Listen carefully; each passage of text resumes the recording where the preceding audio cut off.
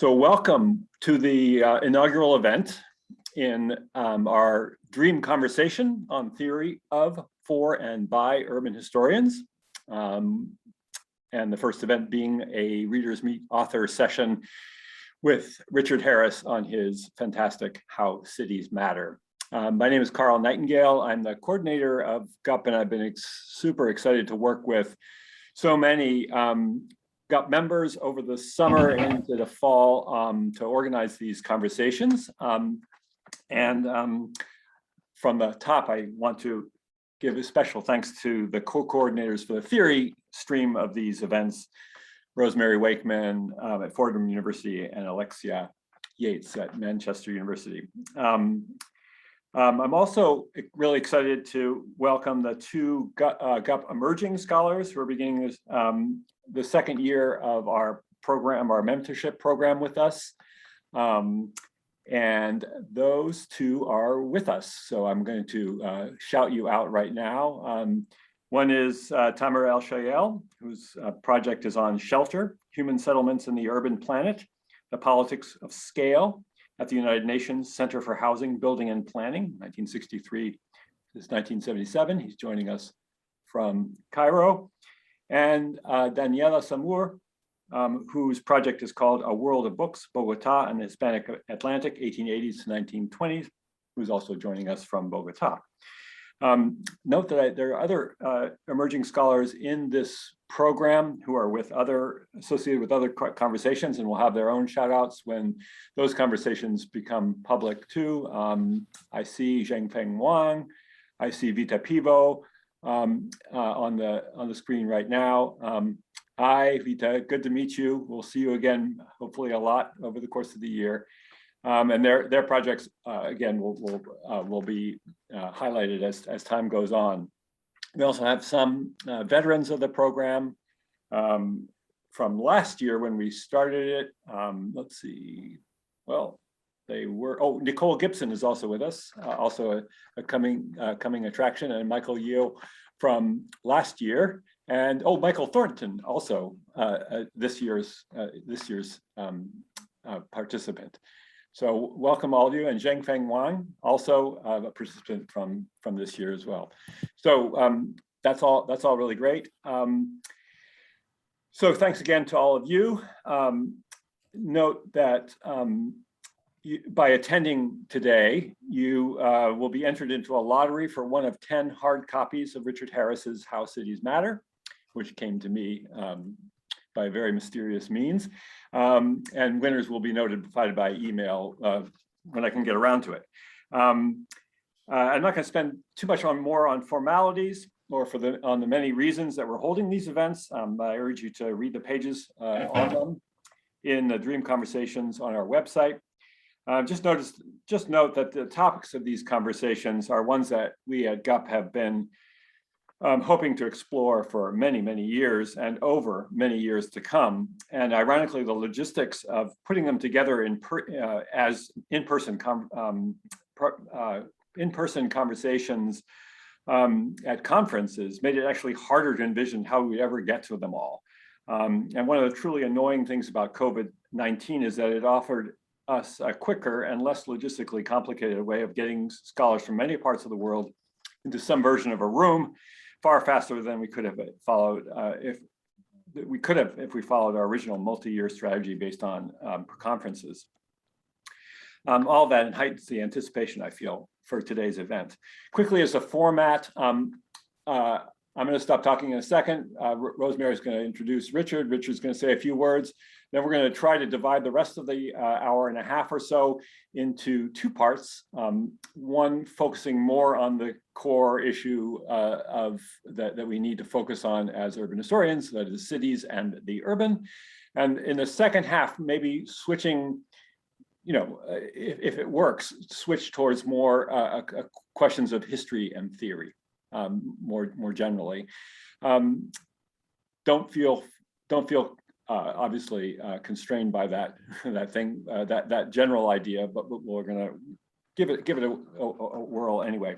Also, at the end of the conversation, in about an hour and a half, 45 minutes, we will also break into a kind of business conversation just to talk about other future things. We hope that at least the emerging scholars in our field, in our conversation can join us for that, if at all possible.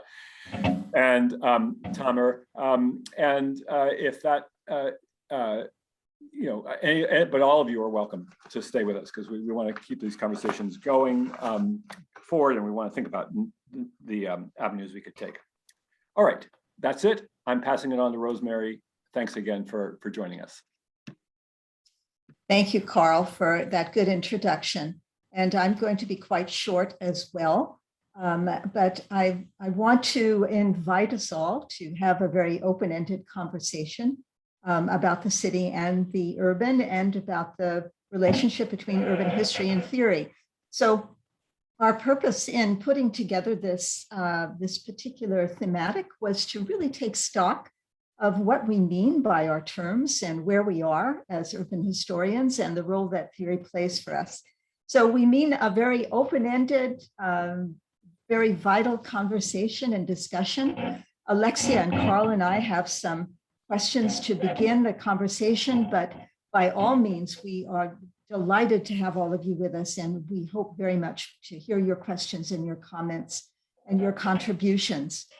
We can all use our yellow hands if that works. And also you can put questions into the chat, and Alexia and Carl and I will hopefully see everyone who wants to contribute to the discussion, and I hope we all will. I'll leave it at that, and I'm delighted to introduce Richard Harris to us. And thank you, Richard, so much for participating with us today. So Richard is a geographer and professor emeritus at the School of Earth, Environment and Society at McMaster University in Ontario, Canada, and one of the most well-known, clearly, and prolific scholars of the city and the built environment and the urban experience. And today we are working with his new book on how cities matter, which is part of the Cambridge Element series in global urban history. And this is a wonderful publication that has given us the chance to really delve into it. But I wanted to very briefly give you a sense of the breadth of his scholarship just in 2020, 2021, and I'm sure beyond that now. Richard has just published a Dose of Density, the Urban Counter-Revolution in After Suburbs, which is an edited collection done by Roger Kyle and Fujang Wu. And he's also published Slums, Neglect, Clear, or Improve in the Oxford Handbook for the Modern History of Slums.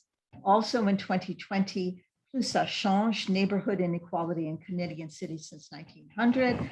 And yet another on the world's first slum improvement program, Calcutta's Busties, at the turn of the century. So I could go on, but I'm not going to do that, because we really want to hear from Richard, who's going to open up the conversation by a summary of his thoughts on writing this wonderful book for the Element series. Richard, thank you once again, and we're delighted to have you with us. Well, thank you for that very generous introduction, both Carl and Rosemary. Thank you for organizing this whole thing, because this is something that I've been looking forward to, and it's about my favorite topic. So what can I say?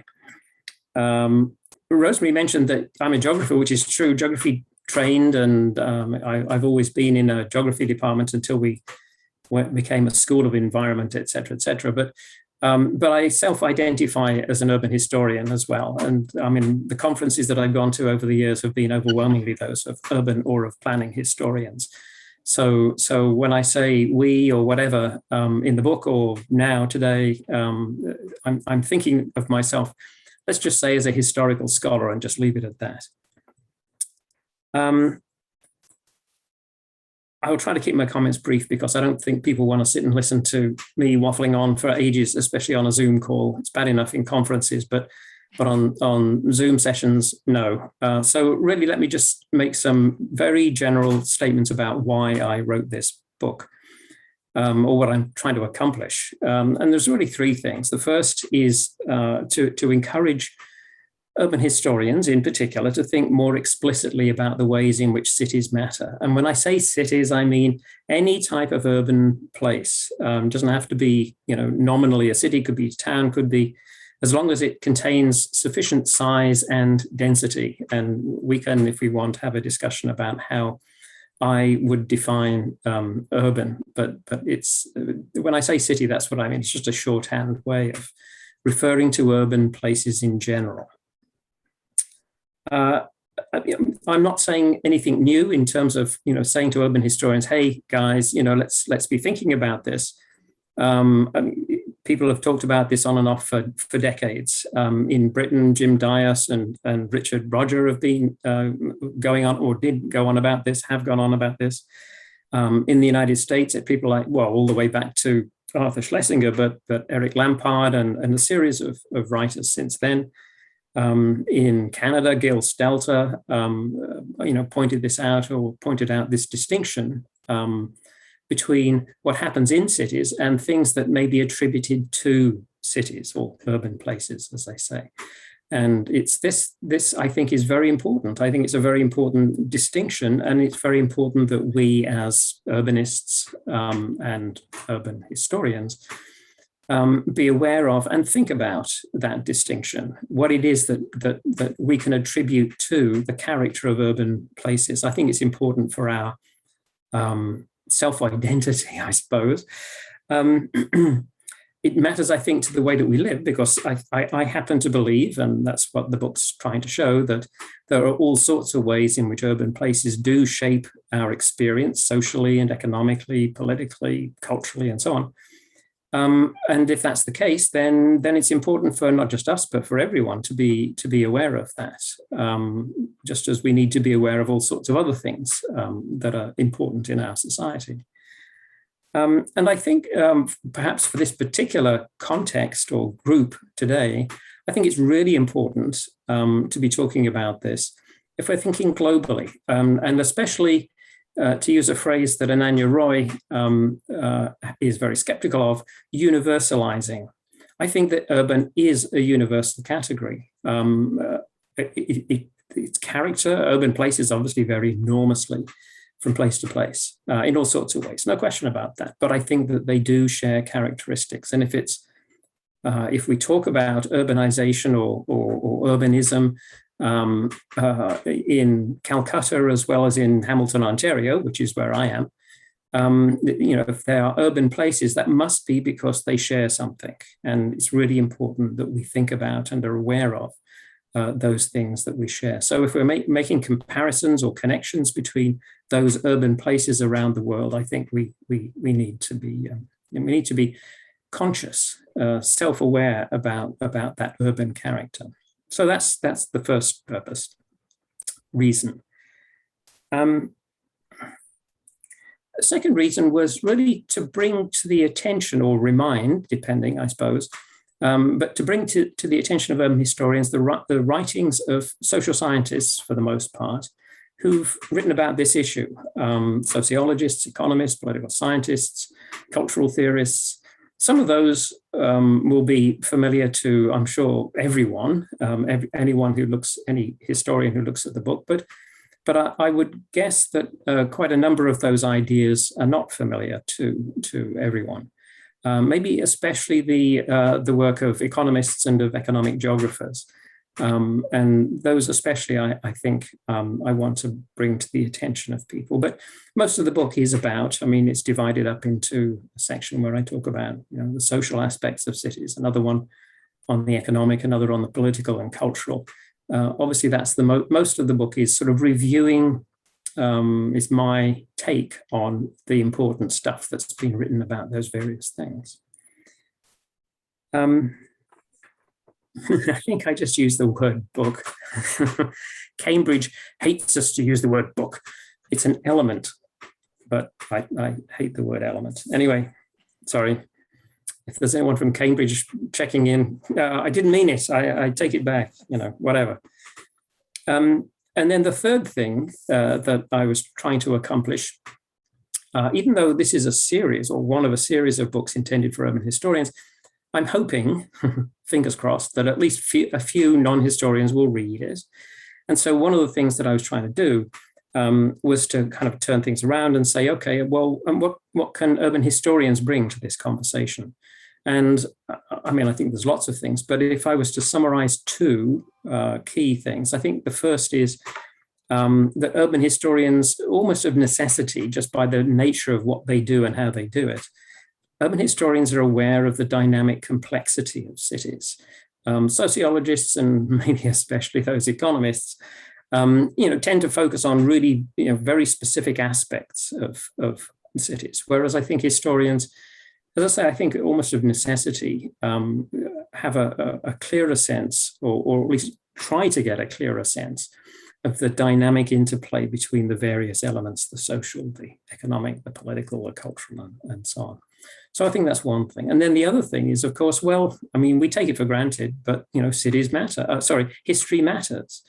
I mean, some people use the term path dependence. In other words, what happened in the past, whether it be in terms of the built environment, whether it be in terms of the institutions that exist within a particular place, going back decades, maybe even centuries, that those things continue to shape what happens now. And if you're interested in what's happening now, or what policies to develop to deal with problems that exist in the present, well, you really do need, in many instances, in fact, in all instances, in some degree, you need to be aware of the past. How distant, of course, varies according to the place and the time and the topic, and so on and so forth. So, I mean, I'm preaching to the converted, I suspect, with you guys, but there's a lot of social scientists who don't get it. So, I mean, that was the third thing that I was trying to do. Anyway, that's all I wanted to say, at least at this stage. Thanks so much, Richard. So now Rosemary and Alexi and I will just throw out a few questions to get going, and we'll start with the urban part. Just a quick thing to sort of foreshadow the theory part. I mean, I think the idea of naming this conversation theory of for and by urban historians is actually quite deliberate. We do feel that urban historians have and should have a much stronger place at the table, and maybe of theoretical discussion, and maybe even should be setting our own table for that purpose.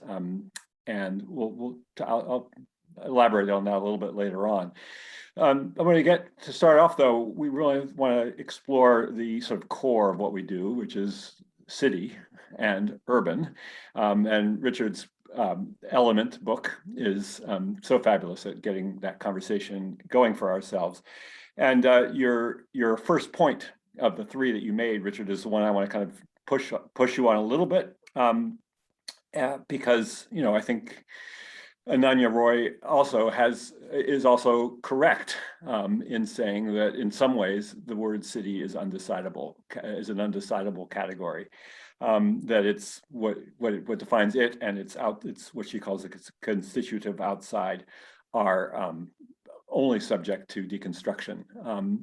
On the other hand, she also throws out to us, as other social scientists have and theorists have, is that city is actually ultimately a historical category, something that exists in history above all. And that leads me to ask you, okay, so that gives us, sort of passes the baton to us in a very, very elegant kind of way. And what a great person to actually invite us to that table. But I guess, as historians, I think it behooves us to really know whether we think this category is a decidable category. Is there something that is there everywhere and always? And we are everywhere and always, right? Global urban historians, right? That's what we do. We do the everywhere and we do the always. So what about cities actually is there all the time and everywhere? And you mentioned to just now, size and density as obvious categories for what you call in the book the package that makes the urban. I wonder if you could just kind of elaborate a little bit more on that package. Tell us if there's other things in it that we should consider. And then the other thing that, this is also about how cities matter. So they're talking about a causal relationship between cities and the rest of history here. But you also, often say that it's not exactly clear that other things matter too, that that other things are never equal, that we can't always identify exactly what comes out of a city, that cities offer unpredictable things as well. So how much of that effect is also decidable or / undecidable? And where do we start with our concept? I'll pass it to Rosemary now just to ask a few of her questions, and then you can pick them up from, and Alexia, if you wanted to jump in too, obviously go ahead too. Oh, thanks, Carl. Actually, I think that city as a vocabulary is attached to history. I also think suburb is as well. That those are both categories that have an historic dimension that I wonder if we should just simply be assuming and using all the time without providing the origins and the genealogy of these terms and the degree to which they are really embedded in particular historic moments or historical moments. I actually want to pass this on to Alexia very quickly, but I will say that I think understanding the term of urban and what urban means could be something that we look at very critically, because I think there's no end of disciplines and really incredible scholars who use the city or the urban or a place or an urban place as a platform for their studies. And we have many case studies that exist in no end of towns and cities, but whether they really work in relation to what is urban about them, I think is questionable. And as historians, I think we have something to say about that. So sociologists and economists, as Richard has pointed out, and people from a variety of disciplines are all working on cities and towns. But it's the historian's role to say something about what this means in terms of the urban experience and what we can glean from understanding it as urban. So I think I want to throw that out for general discussion and for Richard as well. And then I want to pass this on to Alexia, because I know she has some great questions as well. And then maybe I'll come back on the theory part. Alexia, it's to you. You have the mic. The conch. Yeah, I mean, there's so much here to already discuss, and there's I admit it, and I think I admitted in our previous conversations about this, right, that I find it difficult to separate the two. And in fact, I think to a degree we shouldn't be separating the two, right? This is why we have Richard here also, because he had this tremendous section in his text where he actually tries to talk to us about why we need to be thinking in terms of theory, with what that should mean. So I think just because it hasn't quite been phrased this distinctly, if I was to ask Richard to give us something a little bit specifically right now, I would be like, to tell us what you mean by theory. I took out of your text sort of a push to the general, to the generalizable. And I think for me, and again, this connects to thinking more about how we think about this as historians than necessarily urban historians. I think a lot in the way that history resists the general, for better or for ill. And I think that there's quite a few places, Richard, in the text where you give us kind of an aside on why that's not sufficient. You might not mean it that strongly, but it's not sufficient for historians to kind of say, you need to have a little bit more disciplinary modesty, essentially, right, in making your general claims. And that is often what historians do. I feel strongly that is the right thing to do. But I'd like you to tell us a little bit about, what you mean by, specifically what you mean by the move to theory. And then I think, we'll, where the city sits in that specifically, perhaps, but I think that'll come up through all the other things that have been mentioned.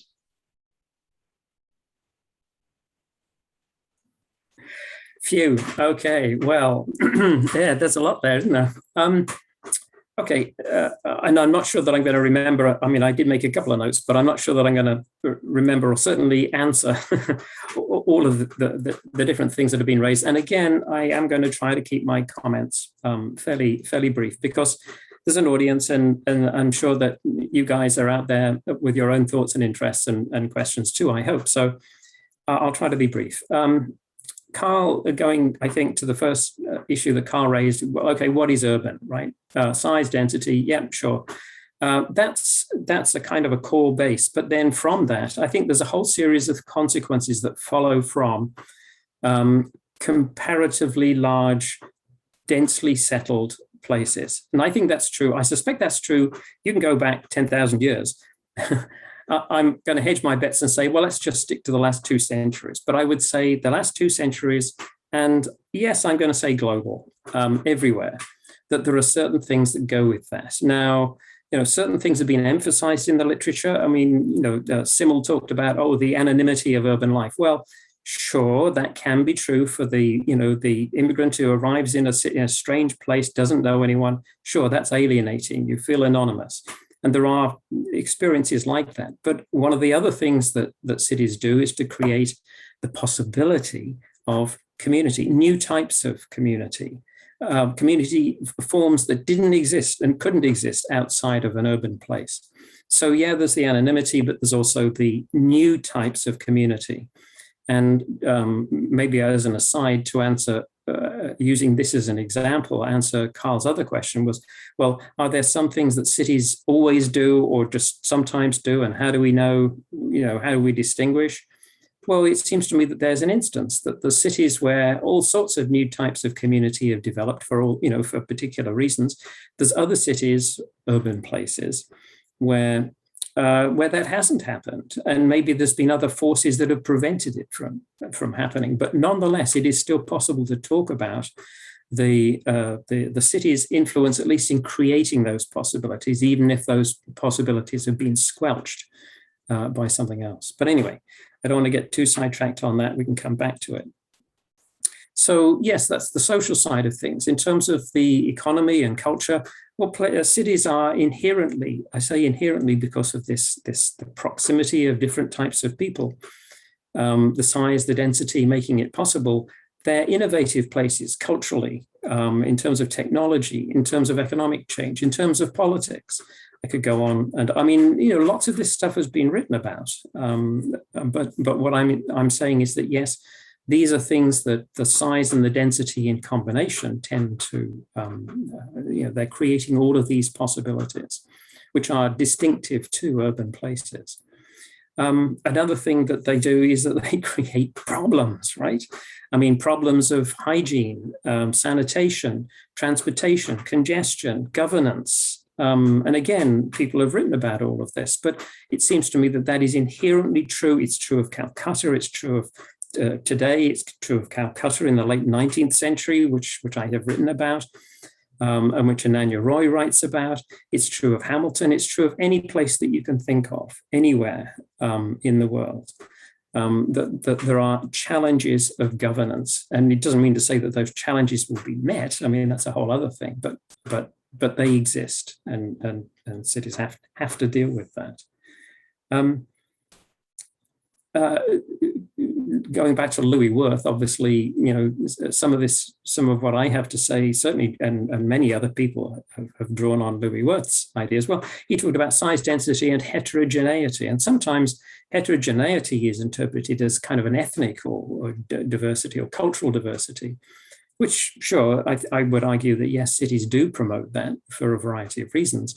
But maybe even more fundamentally, there's the diversity in terms of the occupational division of labor, which cities enable and promote.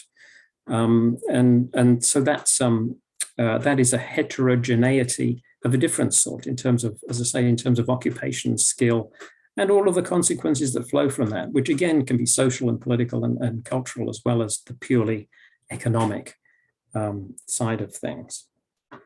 And then cities have a different rhythm of life, governed by the needs of the place, artificial, clock time, I would say, certainly historically, and even to the present, I would say that there's a pace that goes with cities.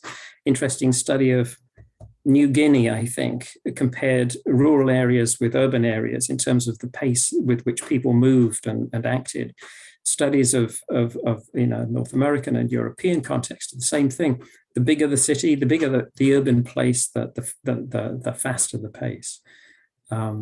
I could go on. I mean, these are all things I talk about in the book, but I would say that, well, I will even stick my neck out and say all of these things follow from the size and the density. Even the heterogeneity, I would say, tends to follow from that as a tendency.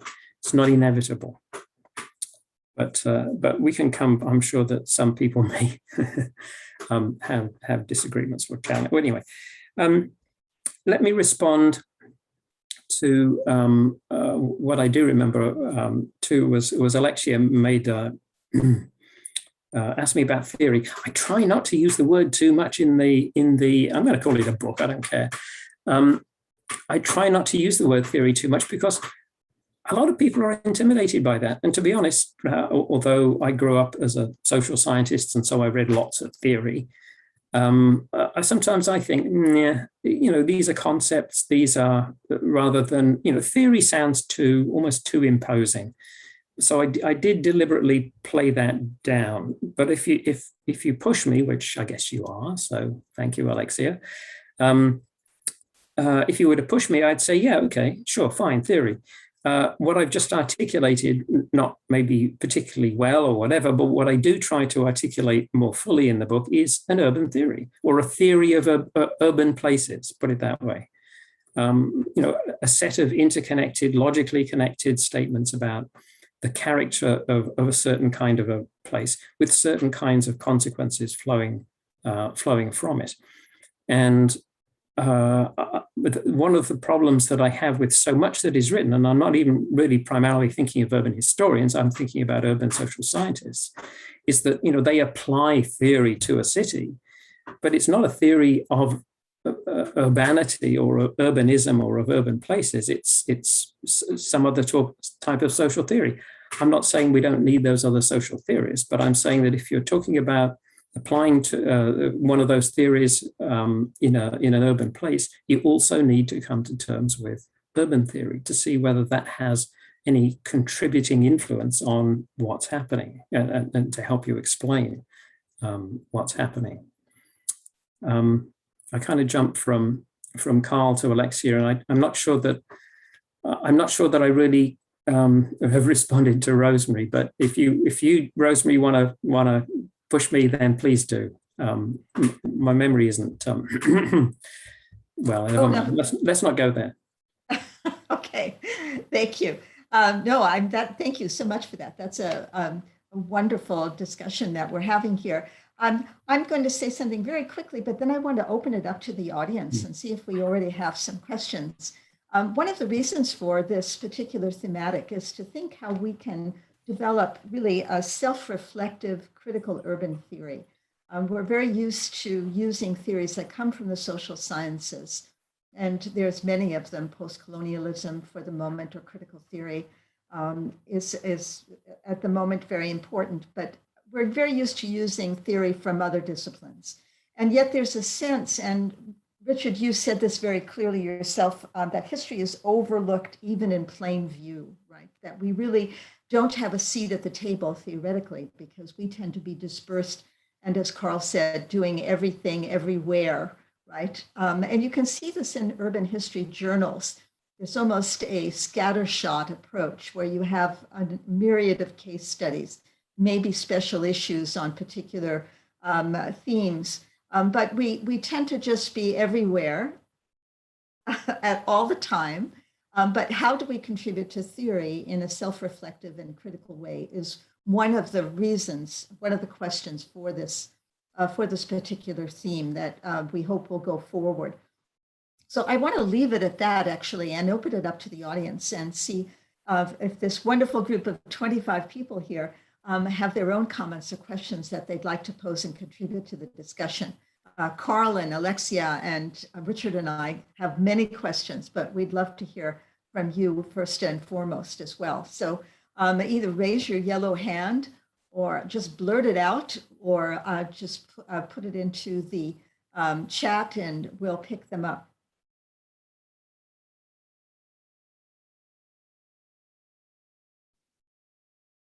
Andrew, So, yes. go ahead. Yeah.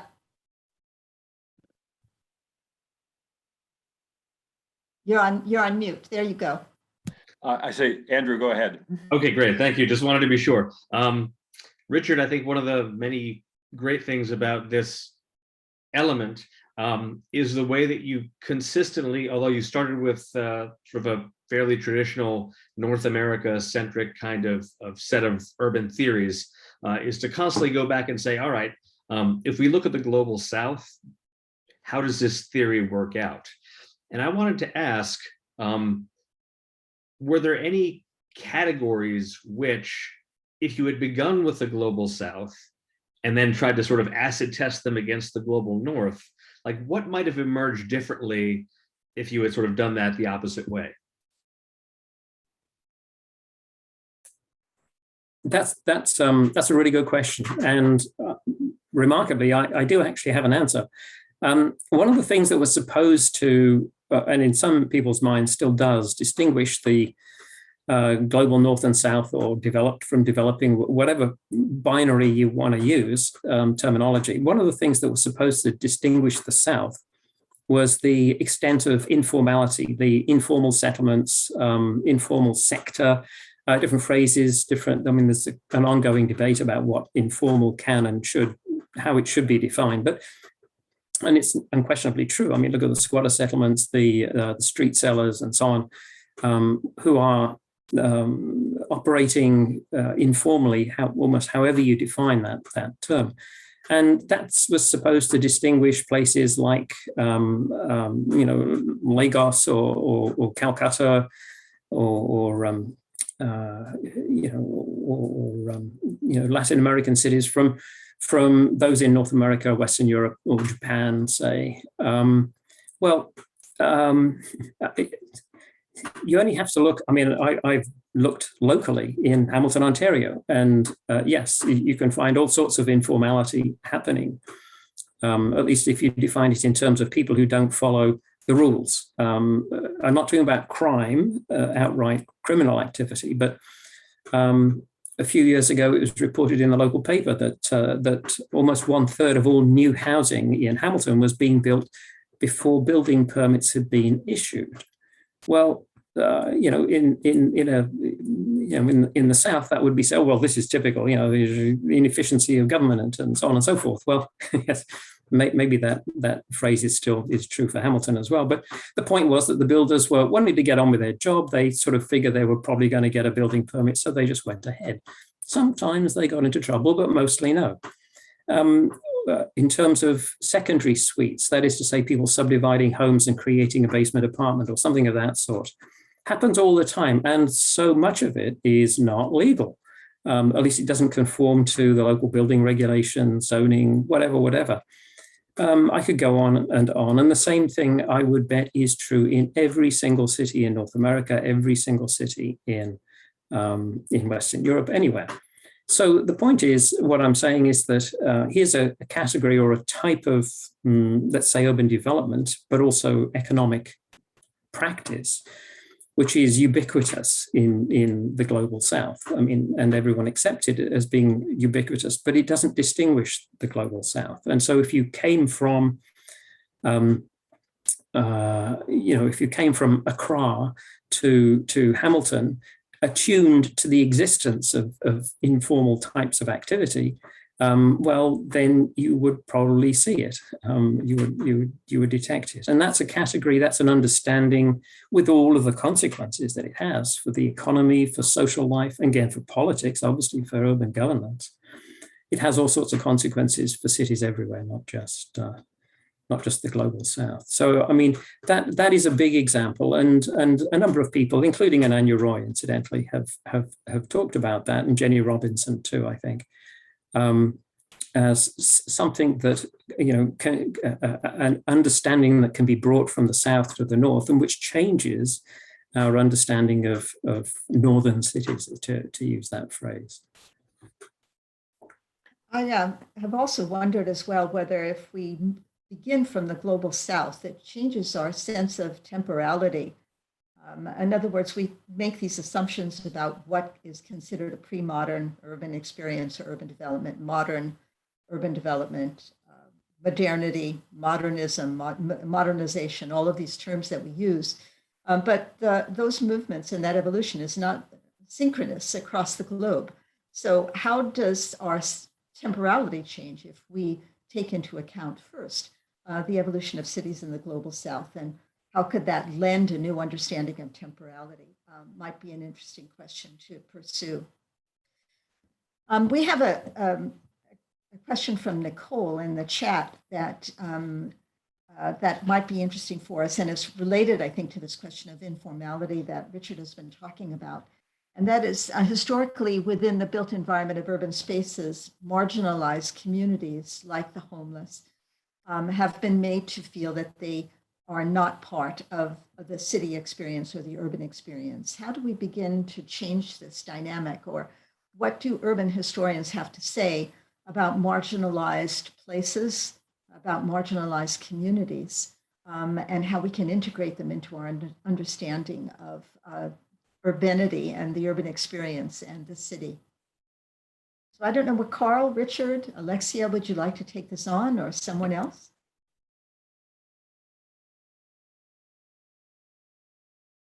I'm not sure that I want to take it on. It's a big question, but one comment that I would make is that I think that in one sense, of course, you can be homeless anywhere, but as an issue, as a major issue, it seems to me that you could argue that it has a strongly urban dimension, because one of the reasons for homelessness is because it's by no means the only. I realize it's a complex issue, but the cost of housing. I mean, the cost of any kind of accommodation in an urban place, something that many people have had to deal with, and it's not a new thing, although it seems to be getting worse.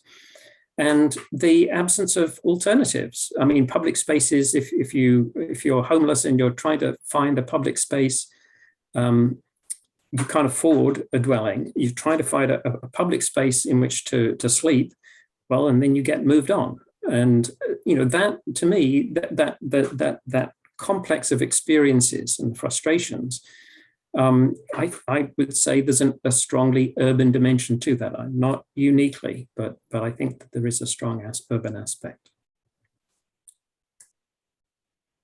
I would just chime in too to say that when I read Nicole's question in the chat, one of the things that pinged to me is one of the other ways that I sort of wanted to, talk with Richard and everyone else here about sort of the cityness of what we're talking about. And one of the things that that sort of stood out for me in reading the text about the sort of these dimensions of urban life that were, or that, Richard Leese is sort of building up into something that looks like a theory of urban places.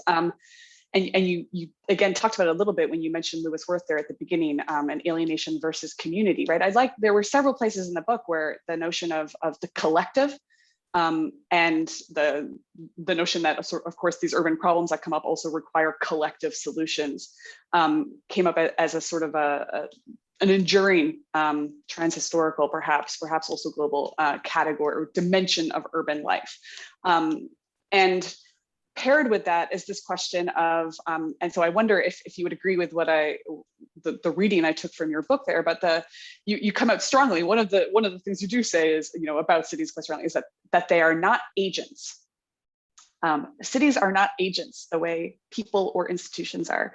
And so, of course, this pinged when I read Nicole's question, because of course that this is about agency and about kind of like who owns the city, who belongs, who can see themselves in an urban environment.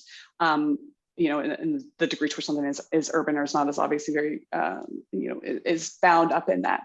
But I wonder, I wonder if also if that is a way, sort of a line of argument in which we can see historians sort of, trying to develop something collective around this question of sort of, how a city matters, but without going so far, or perhaps historically testing the degree to which we want to talk about cityness as agential, even if not intentional. Obviously, that would take us into the other realms of theory in which material space, it has agency, etc. But it was interesting to me, and I followed your footnotes back to Robert Lewis's article about that, about the city as an agent, and where perhaps that fits with our work as historians. I'm not sure I can think of many historical works that explicitly take it on, but many of us do sort of just say, this is going to be Berlin 1900. This is going to be, the city does seem like an agent in many of our texts, even if we don't theorize it. So again, I wondered whether that is something that, as we think about an agenda around which urban historians can be working, if that could be one of the key questions, like when is the city an agent, or is it never? So that was just a thought, again, to throw out. Let me respond briefly. That statement of mine was really, I was trying to emphasize the fact that, I'm not, when in talking about the way that cities matter, what I'm really not talking about, at least except sort of incidentally, is the significance of municipalities, the municipality of the city, the government of the city. Now, obviously, they do. They are and they can be very important. In fact, on the issue of homelessness, they could be notably important. They're not going to solve it in and of themselves, but they can certainly, it's an issue that they have to deal with. They can certainly have a significant impact. But what I was trying to emphasize is that overwhelmingly the significance of cities doesn't derive from the government of cities. It derives from these other factors. Now, I think the point that Alexei is making is that, well, yes, and from certain theoretical points of view, you could argue that yes, the physicality, the physical space, the physical character of cities has an agency, just like mosquitoes have an agency, and so on. And yes, there is that line of argument, which I guess I did not get into. And if you want to buy into that, if you want to work with that and follow it, then to some extent, yes, I would be, I'd say, yeah, absolutely, yes. The cities themselves, as physical entities, can have agency. The physical environment has some sort of agency. I'm not sure whether that's really exactly answering what Alexia had to say, but the reason why I sort of backed off from, or tried to emphasize that mostly I was not talking about cities themselves having, as sort of single entities having agency, is because, so often you read, Washington decides this, or Beijing prefers such and such. Well, of course, it isn't Washington. It isn't Beijing. It's in these instances, it's governmental agencies, governments. In other contexts, it's the city of London. Well, it isn't, et cetera, et cetera. I think you sort of get what I'm trying to say.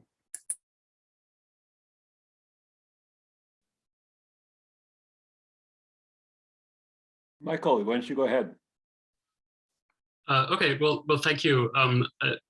Thanks again, Carl, and everyone else for organizing this. It's been really stimulating, and I really enjoyed reading this Element book.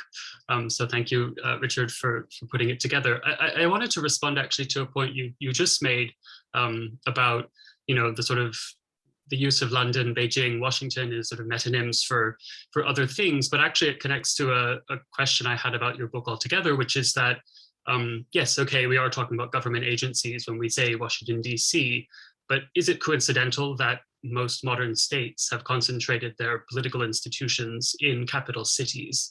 And I say this in part as someone who specializes in Japanese cities, which I think have long been, there's somewhere in the book where you mentioned Britain as the first urbanized society. And of course, as a Japanologist, I bristle a little bit and say, oh, well, we've had huge cities for a long time, and they've been the sites of state power, perhaps more than the sites of industrial growth. whereas perhaps that is more appropriate to a British context. So I guess I just wonder where that, kind of the role of the city as a political agent or the site of political concentration fits into the story you tell here, which I find very compelling. And I think your arguments about, and I really enjoyed the way you brought in some of the kind of economic and sociological work on agglomeration effects and things like that. But is there still space for this maybe old-fashioned state power argument to kind of fit alongside this? And if so, how does that fit into sort of a theoretical conception that might apply more generally? Very quick comment about one point, and then I get to your main question. I mean, Britain, first urban nation, purely in the sense of, the proportion of people living in urban areas. I'm assuming, but maybe I should be corrected, that Japan, the existence of cities undoubtedly was very important. You know way more about that than I do, but I'm assuming that the actual proportion living in urban areas was less than 50%. Anyway, to your question. No, I mean, absolutely. It's no coincidence at all that just about every country in the world has a capital, their government is concentrated in the capital city. Even if they're doing what Egypt is doing and moving it a few miles down the road. No, I mean, for the same reason that we have concentrations of all sorts of economic activity, that there's huge advantages. The face-to-face arguments obviously work in a slightly different way in a political context than in an economic context. But there's undoubtedly military considerations in many contexts as well. I suspect that you could probably elaborate on those lines of argument probably more effectively than me. But I mean, the simple answer that I would say is absolutely not. I mean, that's in fact, I probably should have used that example more, or said more about that in what I wrote, because it is absolutely a prime example where concentration obviously matters hugely, and in all sorts of ways, social, political, military, whatever.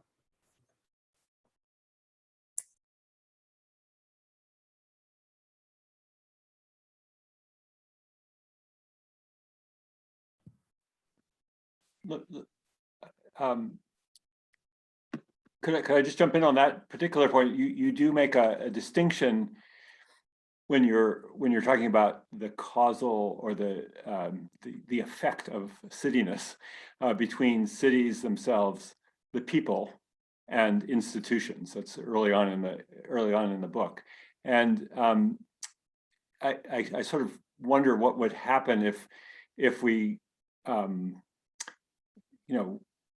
imagine that the agency of people and institutions was in some ways bound up with cities. What exactly would where would that take us? I mean, it seems to me that with the capital example, you're saying that in fact an institution, a state, is basically non-functional without a city.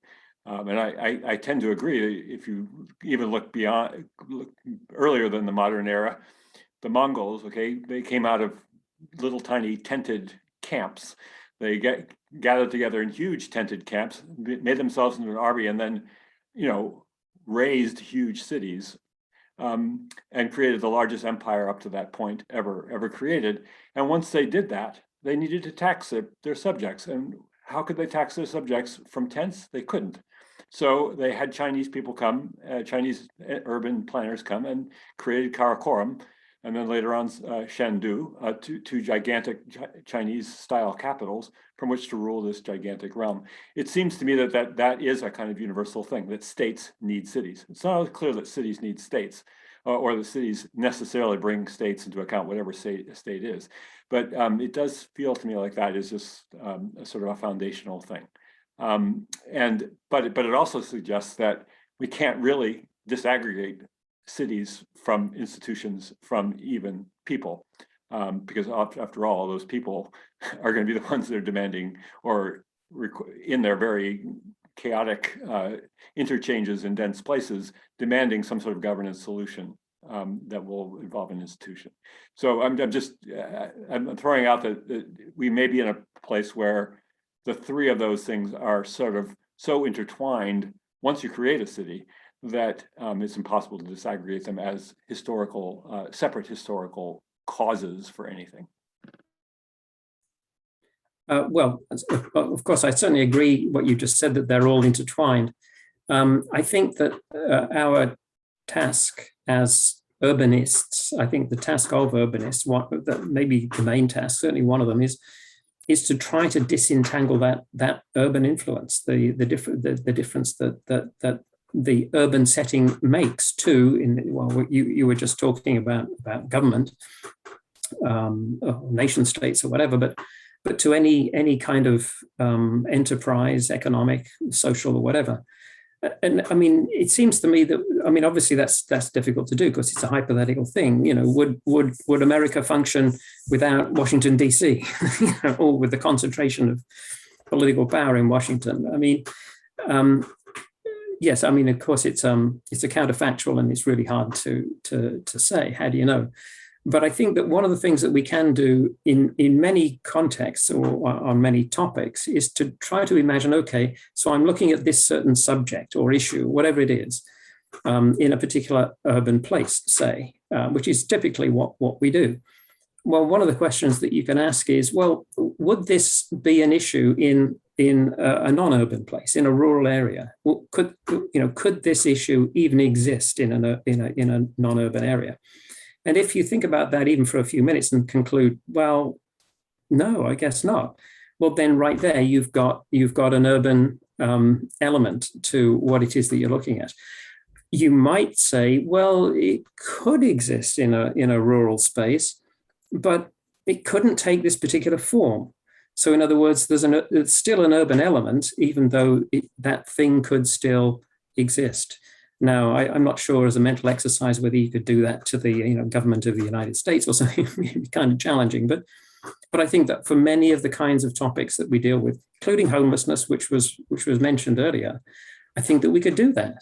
We could say, well, is homelessness unique to urban places? Well, it isn't.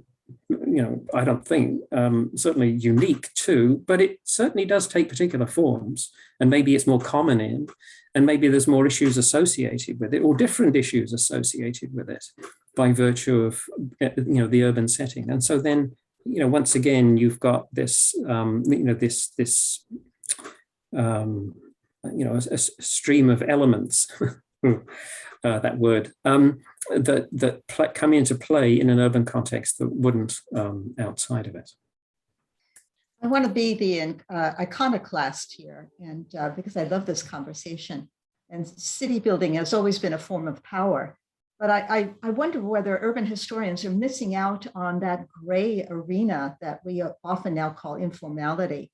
But even the sort of the metropolitan territory that encompasses a lot of different forms of what we call urban or cityness or agency or the lack of agency.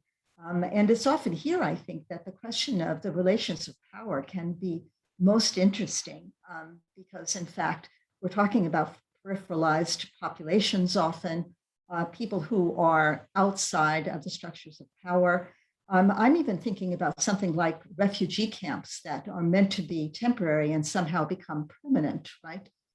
So there are all forms of territoriality that we associate with agglomeration and density that I'm wondering, as urban historians, that we tend not to see. They're not as visible as they should be historically, or even in the present, whatever that might be. And that as urban historians, we need to be contributing to that conversation. So it is about power relations, and the notion of building, constructing cities, constructing the urban experience that is directly related to power and to the politics of power, I think. So I wanted to throw that out as well as a challenge for us to think about. And I want to, while I'm talking, go to Noel's question from the chat, which I think also is an extremely interesting one in relation to some of these questions. For me, Nicole says, for me, one of the issues is how to articulate theory only from written sources, which historians rely on. Social sciences usually rely on the analysis of non-explicit elements, often obtained by direct observation, which allows for very complex readings of power relations strategies. Is it possible to achieve the same kind of complexity from history, from the sources that we need? This is a wonderful question. And what other kinds of sources can we begin to mine?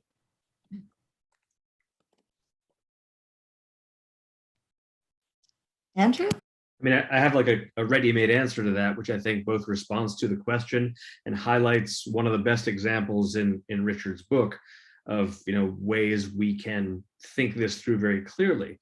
The variety of evidence, to directly respond to Noel, right, is architectural evidence, right? My sort of thing for my first book was talk is cheap, buildings are expensive.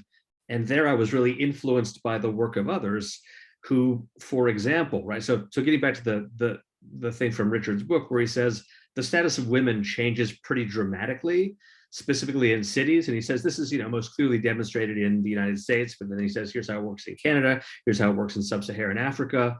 And this is a historiography that is not always a specifically urban historiography, though it became one, in which scholars said, okay, so you have a pretty dramatic change in the conditions and you know, worldviews of women. Clearly it happens first in urban areas. There's a regional sort of, it happens in the industrializing North, clearly not in the South. So they look very carefully at how that's happening, and they sort of eventually get down to the microgeography of the home and when people are in the home and when people are not in the home, and essentially find, among other things, that the rise of wage labor takes men out of the home. Women have sort of, you know, can freaking hear themselves think for the first time in, you know, 1.5 million years and begin to think very differently about their collective needs. So my immediate thought was, you know, one, a lot of this evidence comes from both the changing geography, rather changing architecture of the home, the changing use of the home, and then, right, sort of when people start to live in more commonly in congregate dwellings and other kinds of spaces that are harder to surveil, sort of moral panic that ensues. So I immediately thought, oh, wow, I really want to read the equivalent thing for parts of the world and chronologies that I don't know about, right? Because we know that this kind of thing travels from, you know, Carl's book on segregation, that you can sometimes very clearly plot how particular configurations of space move wholesale across borders and oceans and whatnot. And so to finish out, right, to say that if we're going to say cities clearly matter in this way, the ability to say, here are some very clearly path-dependent examples where this stuff either only seems to happen in cities or happens there first and then migrates elsewhere, the more of those we have, it's a pretty strong argument. And, you know, Richard starting with more than half the human race, you know, I think of Gerda Lerner, the majority finds its past.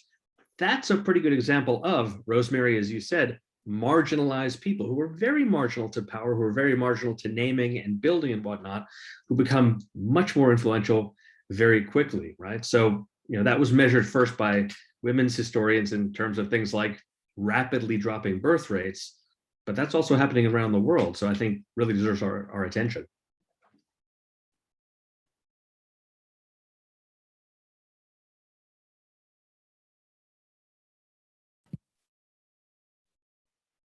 Other comments, questions? If I could just say something, hopefully quickly, I want to, I mean, again, to continue this conversation, I want to come back to, I guess, the source element of the question from Noel, and the way we think about, you know, again, what we do as urban historians. So Andrew just very helpfully reminded us, you know, again, about the built environment, for instance, which does persist. And I really, I like the way that one of the things that Richard's book does is, I think, is it really, and it presents to, you know, this mythical audience of social scientists out there, right, the city as a temporal artifact, right? The term you tend to use for that is path dependent, but you really do talk about sort of like the accumulation of later, like there's a sedimentation, and that lives in institutional memory, it lives in individual memory, it lives in the way the city becomes a framework for collective agency or not. I thought that's powerful and it's useful.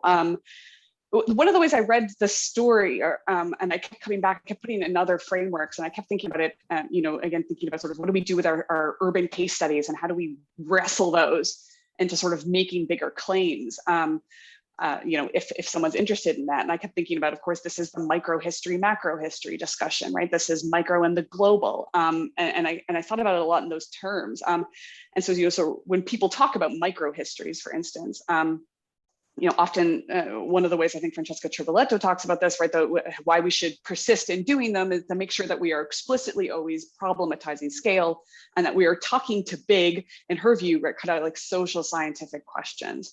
And so this actually flags a little bit back to what Rosemary was saying earlier about rethinking temporality and our temporal categories. So if you look outside of history to where the city features, or even sort of in bigger macro historical stories that involve the city, we're talking about modernization debates. And we're talking about also, we're probably talking about multiple things, but the two that sprang to my mind were modernization and democratization, cities and freedom, which again pings with this notion of sort of like women and their agency. And that comes up in Richard's book as well, right? He's talking about, and historically we know this as sort of like the city, the medieval city and the freedom of the bourgeois, et cetera. These are two big macro stories from which urban historians could be pushing their stories outwards, their case studies up to these big categories of how cityness matters in these big social science questions that are still out there.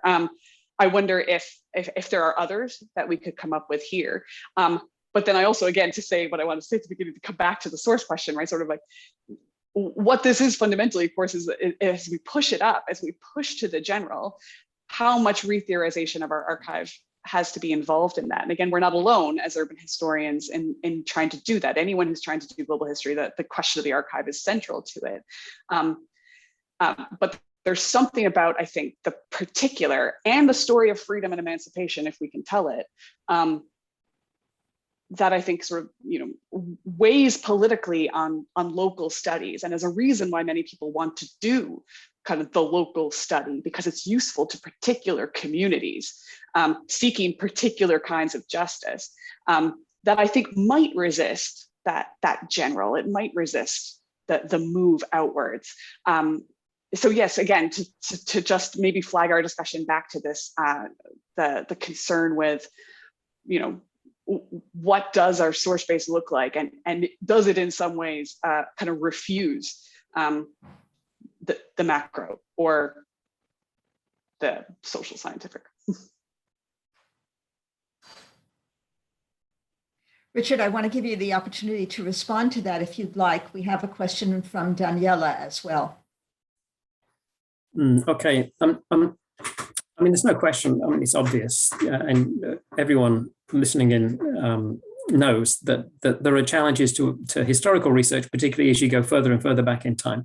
Challenges that social scientists just don't face. There's all sorts of things, sources that we don't have access to, and we can be. It's true. We can certainly use, as Andrew pointed out, that we can use the built environment, architecture, the urban spaces.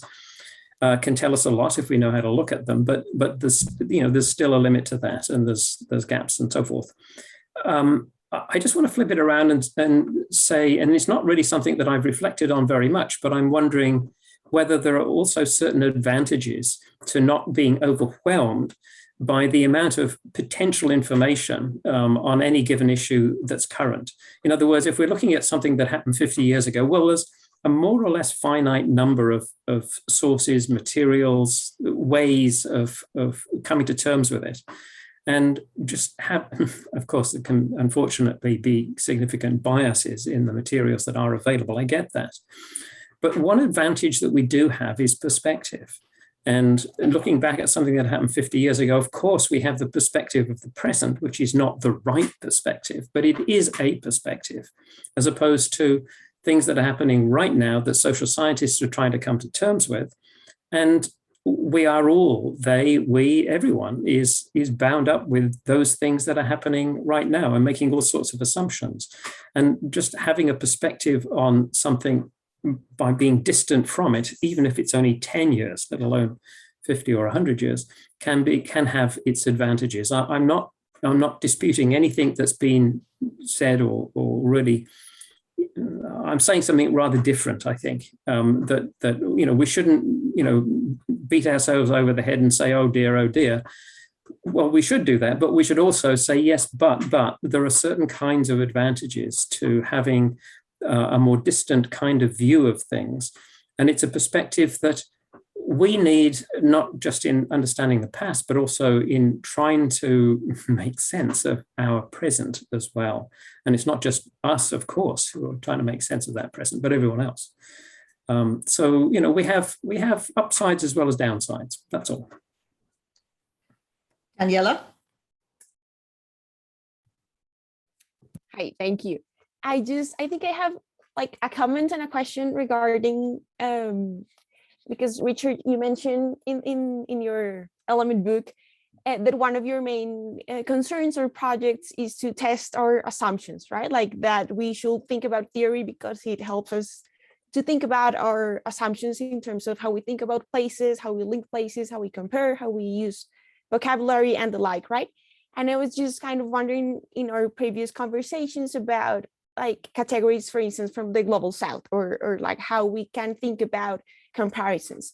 Because one of the things that I'm kind of always very baffled with is like in how scholarship from the US and, the global north, if we want to think like that, like how we equate urbanization with industrialization, which is in many ways perhaps not the case in many places in Latin America, and perhaps why many places in Latin America, and I'm speaking here in my experience, talking about Bogota, kind of get out of view because their process of urbanization do not match processes of industrialization, right?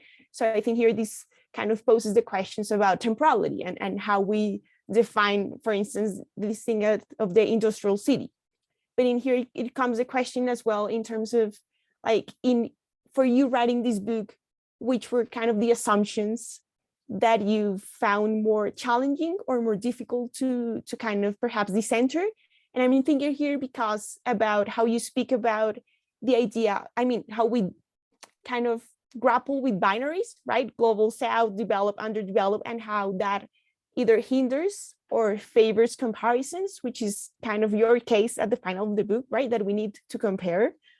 And if we want to make some theory or universalize or generalize something, right?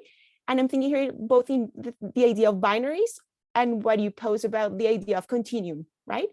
And in that idea of continuum, for instance, how we think about the city and the countryside, if we want to think about that opposition, and how perhaps we can think about either vocabulary or concepts that allow us to think about, the city and the rural, or the urban and the rural, not necessarily always as in opposition, right? As one, as the negation of the other, and how that idea of continue might help us with that. So thank you. I'm sorry, I posed like too many questions in that intervention, so apologies for that.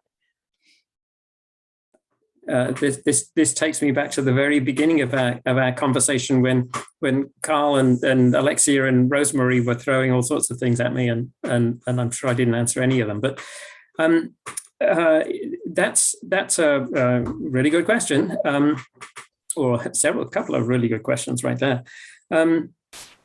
Yes, one of the things I do say in the book, and it's not, God knows, it's not my idea by a long stretch. I'm really just repeating what others have said, that if you want to test something, and in this instance, or at least for my purposes, my argument was about, well, if you want to test that there is, certain things that go along with urban places, well, the thing that you need to do is to look at the most different kinds of places that you can imagine.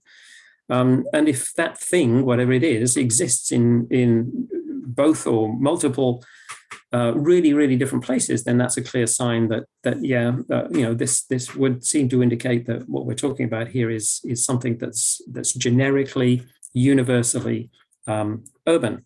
Now, you asked me, I think, if I got it right, you asked me, well, speaking personally, well, what element, what did I get from, as it were, the South that I brought to the North? It didn't happen while I was writing the book, to be honest. It was something that had been circulating in my mind and had gelled before I actually sat down to write this particular element, whatever you want to call it. the issue of informality, I mean, which I talked about earlier, and I'm not going to repeat all of what I said earlier, but simply, yes, I mean, I had read about the literature on informality, but talking about Nairobi and places of that sort. And then, I just sort of looked around locally and thought, well, hang on. So there is an element, there is an example of something which in the end, because I did in the end write up an article where I talk about the different forms of informality in different sort of places around the world, and making comparisons, not with original research, but just through just surveying the existing literature, but making comparisons in the different forms of informal activity that exist in many very different sorts of places. I'm not sure whether that answers your question or one of your questions. Towards the end, you were sort of talking about, I think you were getting at the issue of, well, yeah, but where do you draw the line? Because in different places, different parts of the world, the line between urban and rural is different, or sometimes it's fairly sharp, and sometimes, and I think we know very much in North America, certainly, but in many parts of the world, it's not a sharp line. And it is certainly true that that has become increasingly true in recent decades, that cities, urban areas sprawl, and urban influence, or the physical character of urban spaces has become increasingly difficult to define. And drawing a single line is arbitrary to some degree. There's no question about that. And in some places it's not arbitrary, in other places it's extremely arbitrary. But that doesn't, in my mind, that doesn't vitiate, it doesn't undermine the need to be thinking about it. It's just saying that, well, in certain kinds of spaces are ambiguous. And that's just something that we have to live with. But I'm not really sure whether I've answered, Danielle, I'm not sure whether I've answered at any rate all of what you were asking. No, you did. It was not a one single specific question, just more kind of, yeah, your thoughts on, how we think in comparisons. If we think about like going beyond binaries and more thinking about continuums, right? Like how we make comparisons between that or within those continuums, right? And just thinking perhaps because sometimes in reading histories of cities in Latin America specifically, like they reinforce all the time the binary between the country and the city. And that's kind of, for me, trying to think in, okay, how can we think differently about these concepts and not think like the rural as the negation of the urban, right? And because they're usually like, yeah, put in terms of like fixity and mobility, innovation versus tradition, and how we can, think about a vocabulary or a theory that helps us to go beyond those kind of super simplistic shorthands for speaking about places that are much more complex, right? And yeah. Well, yes, and I just briefly, and then I guess if there's other people with questions, I mean, yes, so what you're speaking to there is an argument, a related but really a different argument that, well, urban influences, the character of urbanity has kind of diffused virtually everywhere. I mean, there's people who make the argument that you can't even talk about, that it's ubiquitous, at least in places like North America, that you can be living rural cottage 300 miles from any urban center, and you can be commuting online. I mean, you can be working remotely, you can be accessing the internet, you can be doing all sorts of things, working, leisure, etc., in a completely rural context, but very much shaped by things that we think of as being urban. So there's been a diffusion in that sense as well, and that's been very apparent, I guess, well, maybe even especially during the pandemic, but more generally just in recent decades, that the electronic era has made a lot of that possible. And there's no question that's true. And again, this is blurring lines. And I wouldn't deny that, but I resist strongly the argument that some people, Brenner and Schmidt, have made in particular about well, you can't talk about urban anymore at all. Well, I don't think that's true. But certainly the lines are blurred. Can I just throw in that on that conversation as well? One place that urban theorists have gone, in addition to city versus country, or city versus any number of other kind of non-city spaces, is cities and before cities. So the first cities.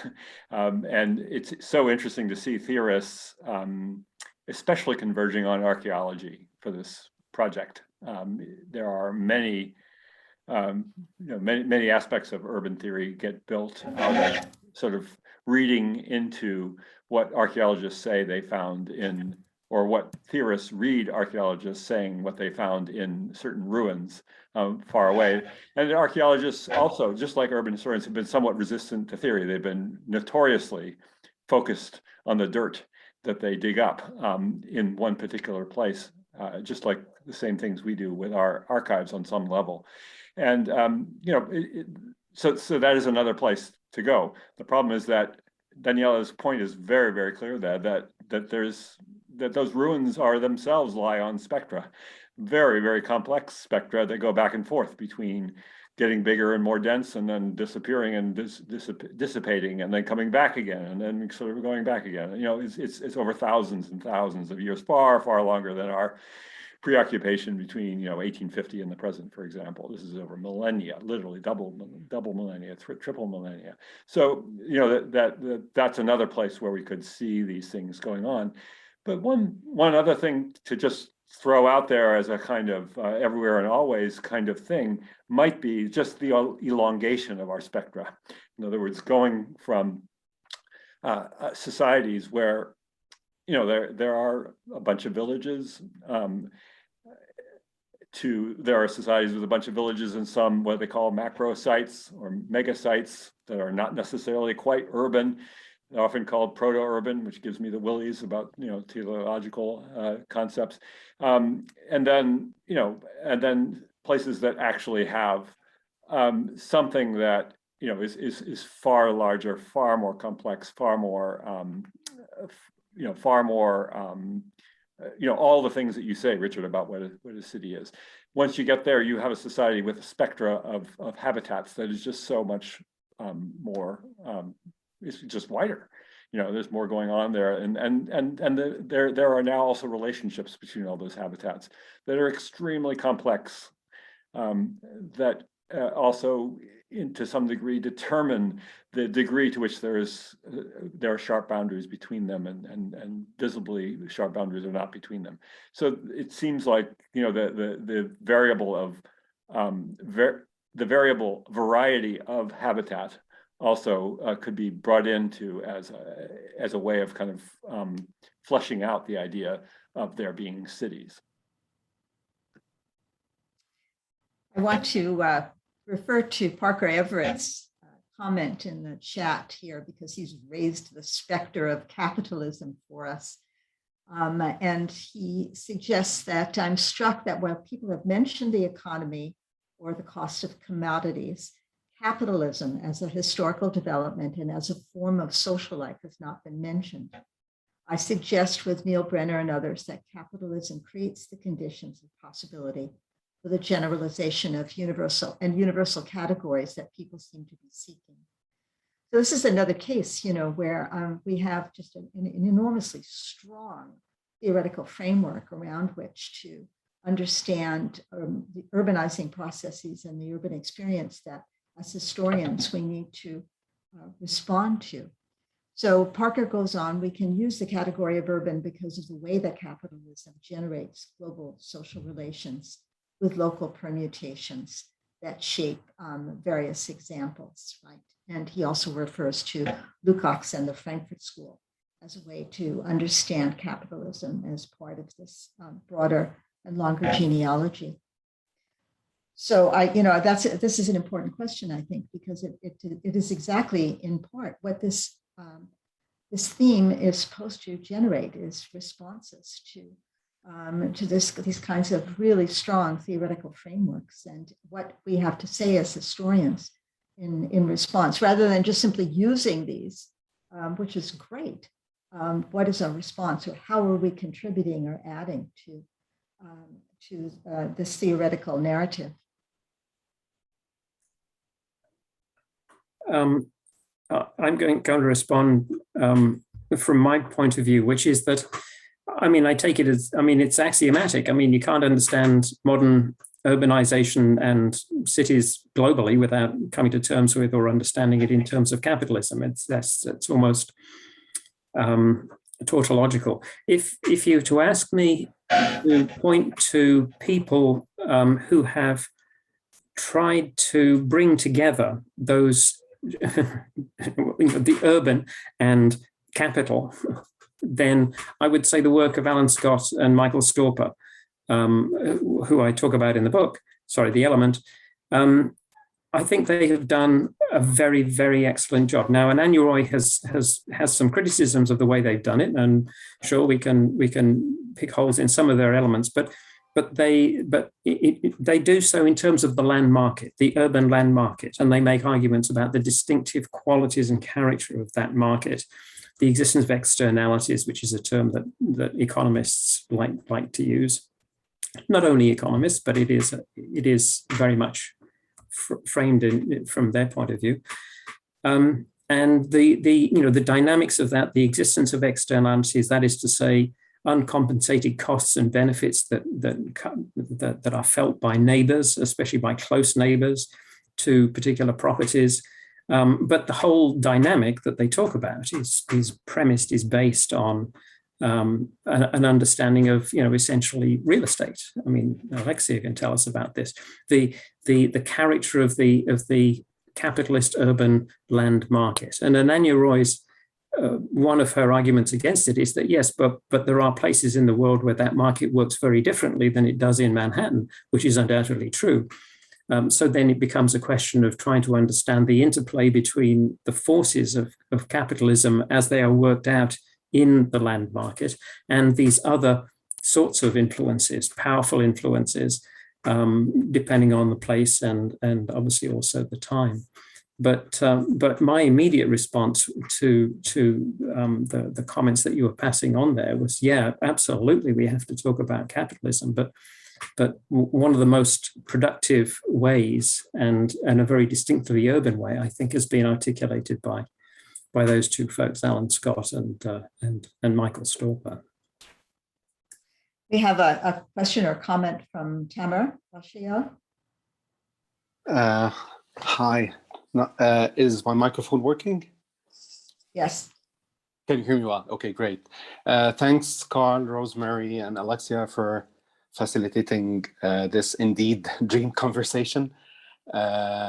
And mine is not actually a question, it's more of an impression or maybe a provocation.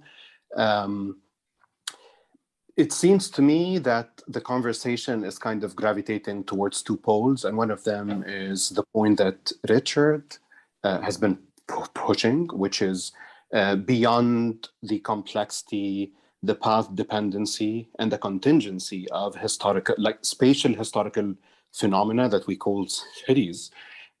There is that we could still generalize from that, and that hence the importance of theory to writing urban.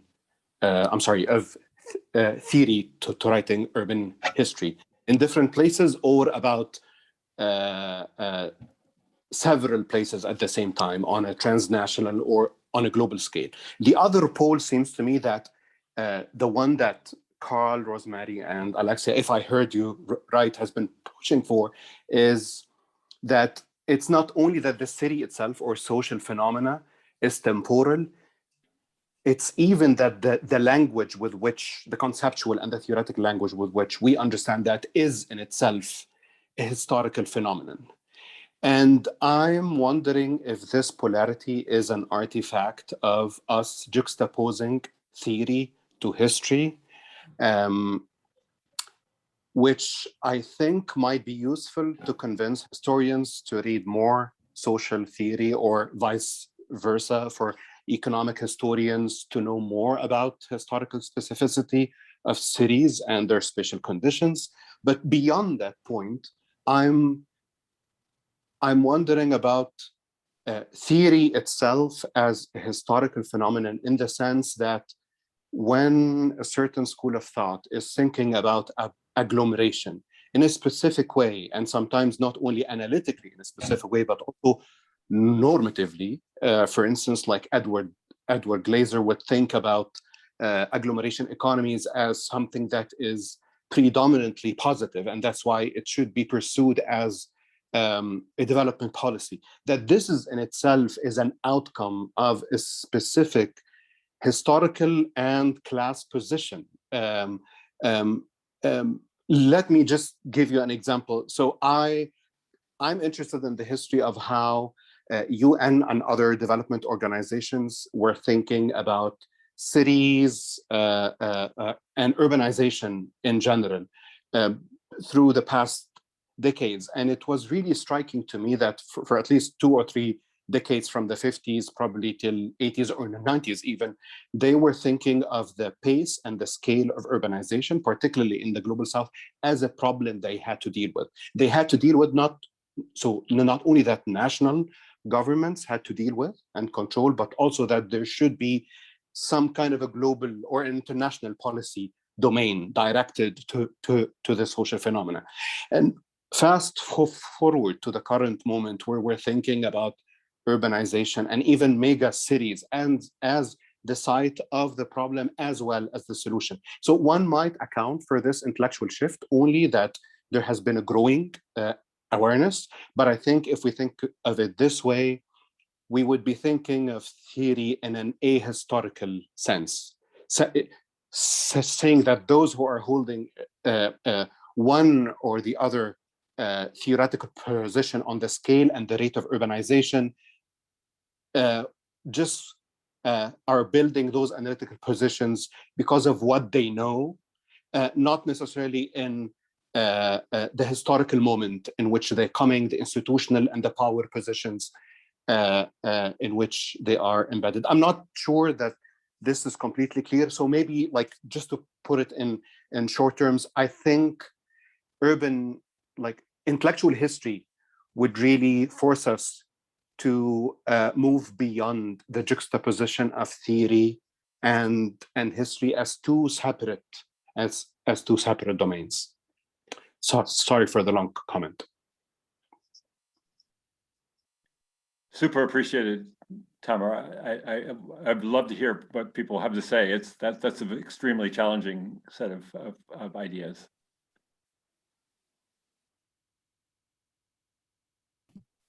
Richard, would you like to respond to that in some way?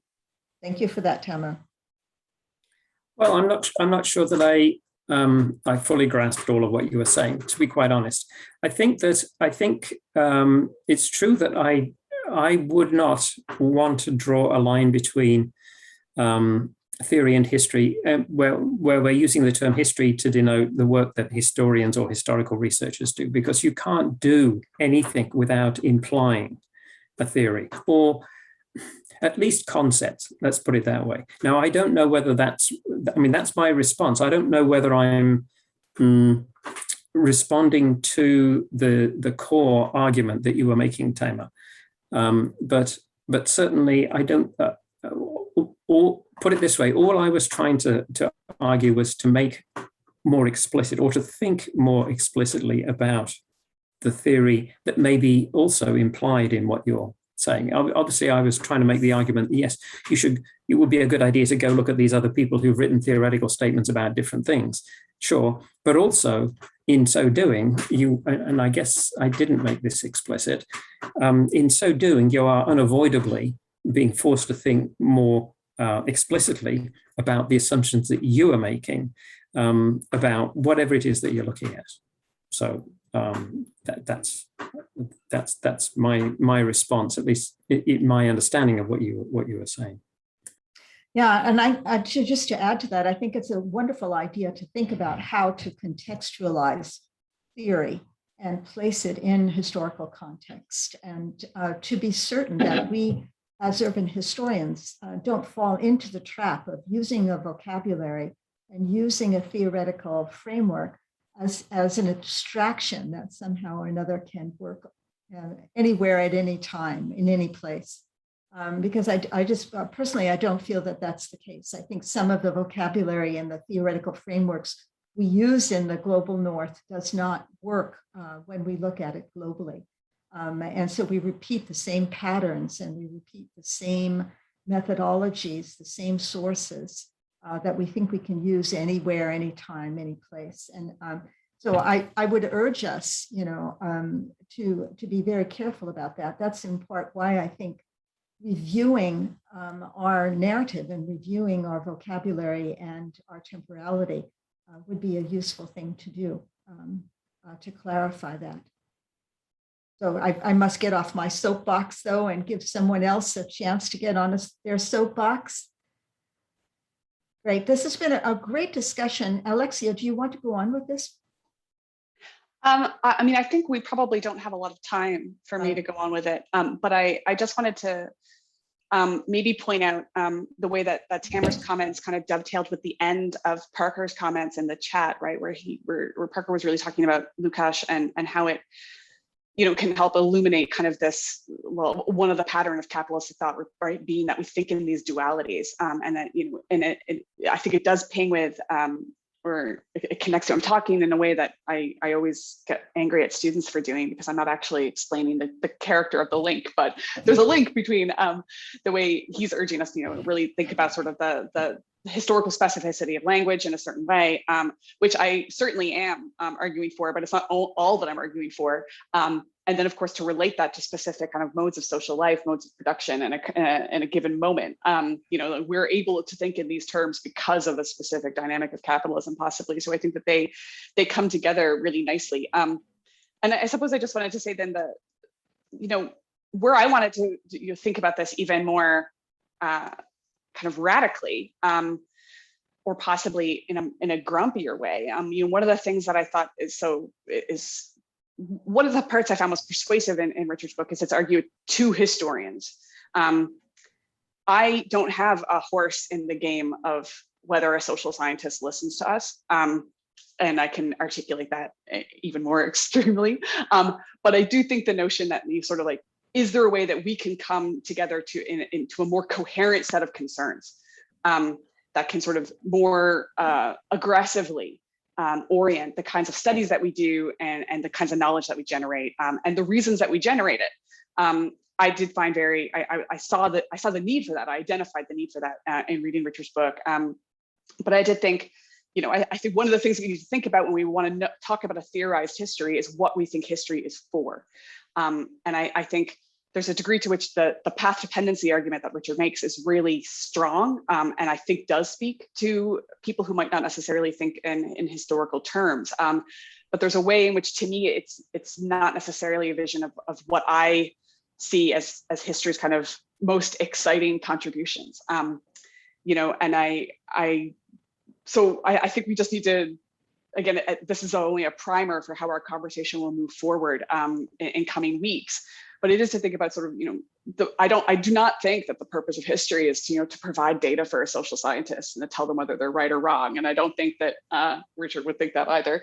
I think we need to think about the relationship of the past and the present and the work of a theoretical history as something much more dynamic, something much more uncanny, something that is about repetition and haunting and cycles. And I think that is something that is modest and that does premise and value the limits of our knowledge in a way that I think is anti-social scientific.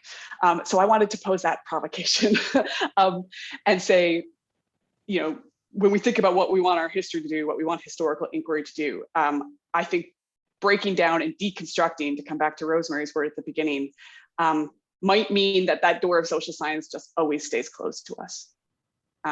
And we need to think about that political economy of knowledge making as well. That's a wonderful segue, Alexia, and we certainly should be provocative in every way that we possibly can. So I wanted to just ask Richard, as a segue, once again from Alexia and onto our business meeting, I wanted to ask Richard what he thinks our priority should be as urban historians going forward. If you had to come up with one or two priorities or goals that you feel are essential for us as we move forward with our scholarship? That puts you right on the spot, I know. So, well, of course, this is the point. Sorry, this is the point at which I say, yeah, no, but I'm really a geographer, and I don't feel as though I have the right to tell historians what they should be doing. Mind you, I'd really like to make that argument. Oh gosh, I don't know. I mean, I can only speak, obviously, not to historians in general, but specifically to urban historians. That's what I know. Insofar as I know anything, that's what I know. And I don't know. I'm sorry, but I don't think I can say much more than what I've either implied in what I've said today or what's in the book, which is that I think that we just need to bring out. Well, obviously, yes. Okay, fine. Bring out the urban character of what it is that we study. I've gone on about that. I won't say anymore. I do think, however, that that we need to bring to the attention of other urbanists what it is that historians or a historical perspective can bring. And I mean, you know, I indicated at least very briefly that earlier, the sense of dynamic complexity, and God knows some of those economists could really do with a better understanding of the dynamic complexity of the places and the things that they study. I mean, they have wonderful things or very interesting things to say. And we should pay more attention to that. But my God, they don't listen to anyone else much, historians included, but also sociologists and whatever. So, but I do think that historians really do have something to bring that's important to the conversation about urban places. And of course, urban places are pretty damn important. So, so I think that maybe is why I'm stating, I think, something that's buried somewhere in the book, but I don't think I've brought it out as clearly as perhaps I should now.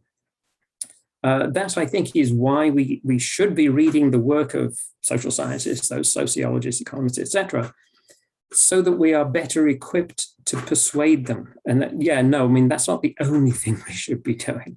But I think that if we want to make the case to them that a historical perspective has value, we also need to be able to communicate with them. And we need to be able to communicate with them, among other things, by using at least some of the language that they use. And obviously, I mean, I'm not saying that no historians do that. Obviously, there's lots of historians who do. But it's this combination of us having a distinctive view of urban places and making that explicit to ourselves and then to others. I mean, that to me is the agenda. I mean, that's part of what I'm trying to do in the book, I guess. But ultimately, the most convincing way of doing it is to look at particular places, and case studies can do that. I mean, you know, a case study of any individual city, bringing out these elements and directed at a general, particularly I think at a general audience, or when I say a general audience, I mean, at least I mean a general scholarly audience, academic audience, so that a sociologist might say, yeah, okay, that sounds kind of interesting. I'll read that. Yeah, there's something that a historical perspective is bringing to this that I hadn't really thought of before, or doing things in a way that I hadn't thought of before, which of course tends to imply that we should be speaking at least in part to current issues. And I don't want to push that too far, but I think that's something that we could also, or at least some of us could be thinking about. Thanks, Richard, and thanks to all of you. This conversation couldn't have taken a more propitious shape, I believe, than it did. Partly because, you know, it's shaped, and we brought up so many really big questions, each of which, of course, we could focus on for quite some time. A couple thoughts about going forward, and questions to the audience that's still here. I want to tap into the expertise that's on the screen right now. Oh, Martin, we'll miss you. But a couple things. First of all, you may have noticed that I've been a little bit focusing on pre-modern stuff when I bring in my examples. I don't think we can contextualize urban theory without ancient cities, some knowledge of ancient cities. I'll just put it that way, or pre-modern cities in general. And then a little anecdote that I'm sure Tamar will find very entertaining, perhaps, is that we had Christian Schmidt at one of our conferences in 2019. And it was a fantastic experience for me to have him there. He was also fantastic as a person and as a conference goer. He was very, very entertaining, and he also just mixed with emerging scholars in a way that I thought was exemplary as a citizen. He also continually came back to the point as, you know, planetary urbanization needs a periodization. Can you give it to us? And what he meant partly thereby was that capitalist urbanization needed a periodization. Can you give it to us? We need to come together, and you need to give us the periodization for our theory, is what is kind of how I read the subtext. And my response to him at that time was, you know, well, okay, capitalist urbanization, you know, pretty powerful force. Yes, absolutely. And, you know, let's look at 6,000 years of urban history.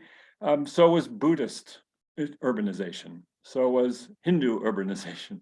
So was imperial urbanization of many different types along the way. So was nation state urbanization. So was any number of big forces that behind urbanization. And I think one of the things that I'm arguing here also is that, you know, cities may matter, but other things matter to cities. And here I'm getting back to the basic bumper sticker of the Global Urban History Project, that cities make and are made by history. So we can't, you know, we have to think of them in terms of dialectical stuff. Okay, so that's one little piece that I think, you know, going forward, some thought on. And I'm not sure exactly how to get that, other than the fact that we do have some archaeologists who work with us, and we could bring them into the conversation. And we can bring Christian Schmidt into the conversation, which I think would also be really, really useful. So outside and inside. Secondly, Andrew and Daniela, you brought up the Global South piece, which is, you know, foundational to the call for this conversation. It is a foundational element of it. I don't know that you felt like that was answered in the way that you would answer it, but I would love to hear where you think we could go with it. I mean, it does feel to me like, you know, Ananya Roy has some merit to her claims that there is something distinctive about Global South urbanization. And it also feels to me that if you put it into context, if you put her theory into context, you're going to find, you know, things that she claims as Global South way predating any notion of a Global South in many, many cities. And that we're going to see, you know, some of the stuff, you know, in Babylon. I know we see, you know, archaeologists have uncovered plenty of informal settlements around the city of Babylon in, you know, 2000 BCE. So, you know, we're going to find some of that same stuff, and it's going to be, oh, Vita, good to meet you. Be well. So anyway, love to hear from both of you on that particular point, but anybody else who has thoughts. And last, we have Pierre-Yves Saunier here. First of all, hello, Pierre-Yves. We've been trying to meet each other for a gazillion years, and now we see each other in this weird way. I'd love to hear your thoughts too, just as somebody who I consider in some ways a godfather of global urban history. So I just want to make sure that happens before the end. We all have to run away.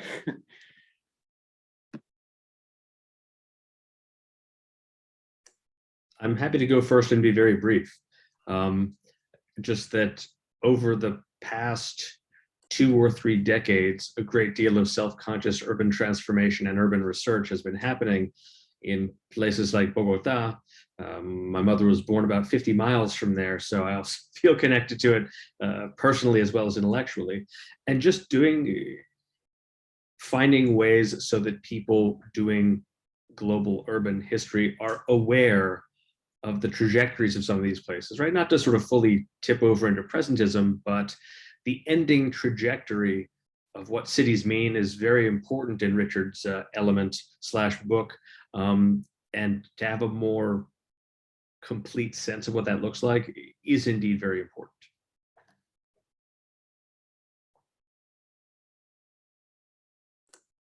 Fortunately, Carl, I don't have anything clever to say, save all the different bits of proposal that you've all made. But it seems that I just wonder: is it the beginning of a new conversation, or is it the sign that we are still fighting to take into account what some people that Richard mentioned initially, would try to define what the urban variable was, and that was 50 or 60 years ago. And obviously, well, the field has not been able to sort this out. So why did this happen? Why this incapacity to distinguish the urban variable, to establish cityness? Is there something that is doomed, within the world of urban history or urbanism? Why do we find it so difficult to come up with those terms of spatial diversity and temporal diversity? And we've been dealing with those difficulties for, 50, 60 years. I mean, since the field appeared, without being able to grapple with that. Richard, I mean, you've been observing and have been familiar with this, with the moment where the author that sort of created the field of urban history as something autonomous. Why is it that you have been still compelled to make the case for cityness today, whereas you say, well, it should have been sorted out or ironed out very long time ago, if it was that clear? How do you see that difficulty of grappling with that? Well, people keep asking me really difficult questions. That may be the most difficult of all.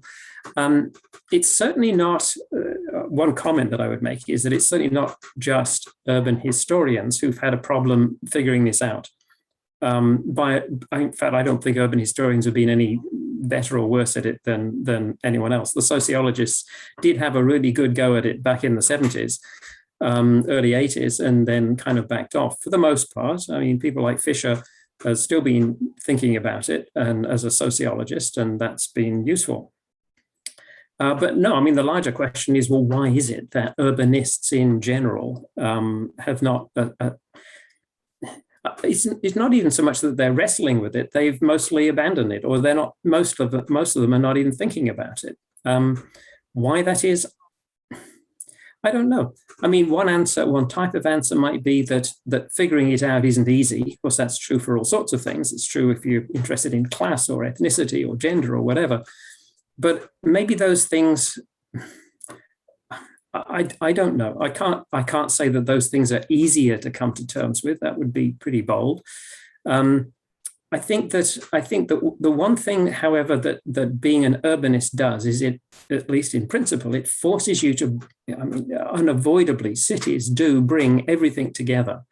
And so it forces you to come to terms with, at least if you take it seriously, the social, the economic, the political, the cultural, whereas most other topics, most other subjects are primarily, cultural, social, or something else, whereas cities is just unavoidably complex, and figuring that complexity out, I think, is inherently difficult. I don't think that that's an adequate answer.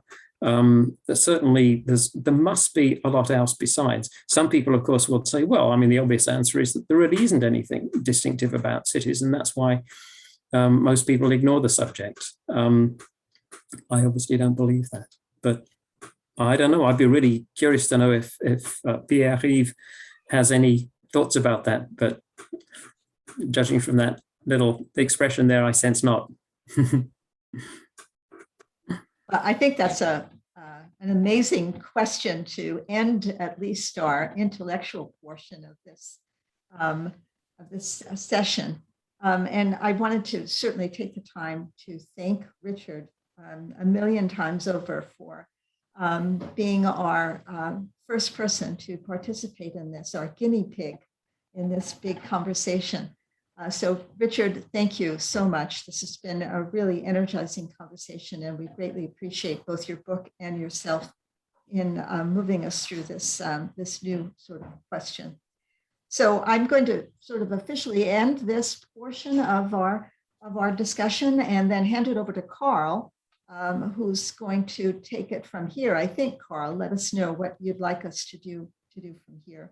Yeah, well, we've kind of melted a little bit into the questions that I'd like us to think about. I mean, I asked this at the end of a session we had over the summer that got these dream conversations going. Thanks, Michael. Great to see you. See you again at one of these very soon. Can I jump in for a second? Sorry, I'm going to have to go because I have a Zoom meeting at 12. Yeah, we all do. I actually do. I think I have one pretty soon too. I'm sorry, no but problem. It's been great. I really enjoyed it. Okay, Richard, we'll talk, and maybe if you have suggestions, let us know about things to do forward. So, you know, I think the question I asked when we first got these dream conversations going was obviously, what is your dream conversation? Where do you want this to go? And theory came up right away. Rosemary pinged it, Alexia pinged it. I wanted to do it. Other people wanted to do it. So it just seemed like an obvious place to go. I mean, I think in general, the provocation that urban historians could themselves write theory is maybe one of the bigger hooks to its wider audience. And I'm hoping ultimately that happens. I kind of want to really, push us even further, and I'd love to do that with all of us here. But since we're just down to thinking of what would it be like for any one of us to take on a theoretical project, to actually write some kind of piece of formal theory. So I'm promising you that over the course of the next couple months, I'm going to be trying that myself just to see what happens. And if there's other people who are interested in that too, and maybe bringing it in as a kind of work in progress, which is really what it's got to have to be at the beginning, because in some ways it's a big joke, urban historian writing urban theory, right? It's just not done. But I want to give it a try, and I've got some ideas for how to do that. So that's just one thing, but it feels to me like there ought to be a scaffolding of going forward. We are global urban history. The idea of planetary urbanization feels like an immense elephant sitting at the crossroads of global and urban history. It feels like it's an obvious place we have to go. Capitalism, clearly central to this. Now, we have other conversations that are handling some of these things. The inequalities group is thinking about the intersections of the history of capitalism and the history of urban studies, but we have Alexia Yates with us, and you're deep in that place. Bringing your insights into that, or some kind of reading onto that, it seems to me essential.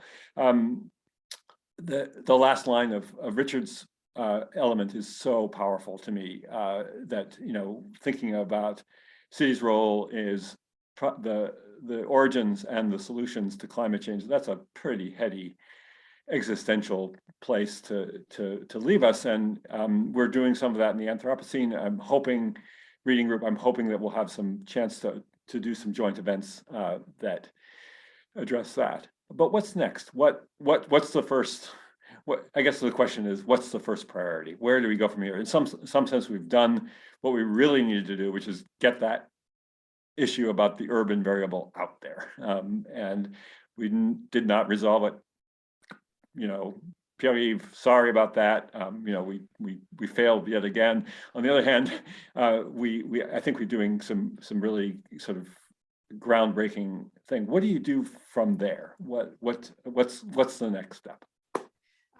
Carl, I'm going to reply very quickly because I have to go myself. And I would have to say for this group, because as you've mentioned, some of the other dream conversations are taking up the question of capitalism, taking up the question of climate change, et cetera.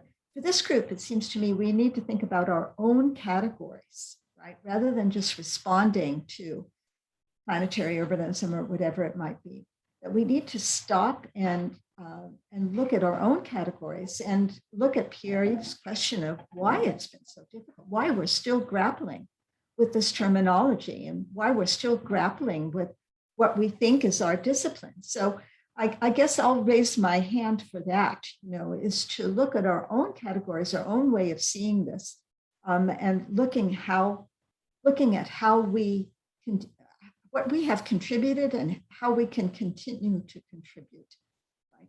Taking into account the reality that we have to take into question the relevance of historical research. I mean, really, it's an enormous question.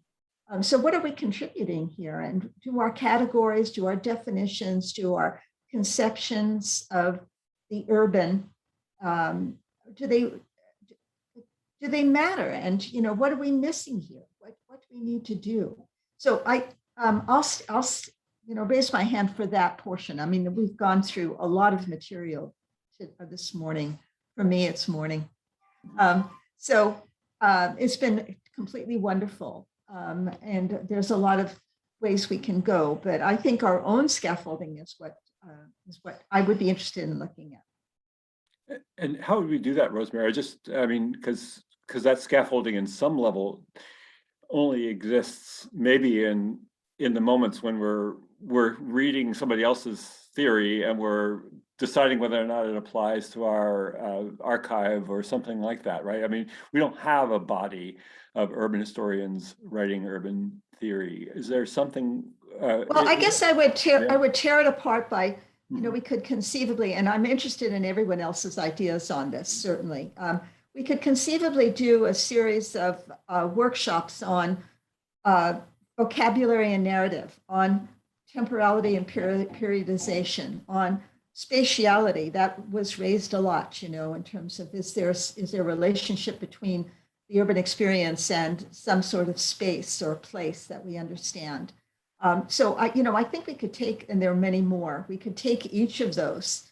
There was a big question today about whether or not using our scaffolding that has largely been generated out of the global north can be used adequately on the urban south. So I think that there's a number of ways we could divide that up into our next series of events, I guess.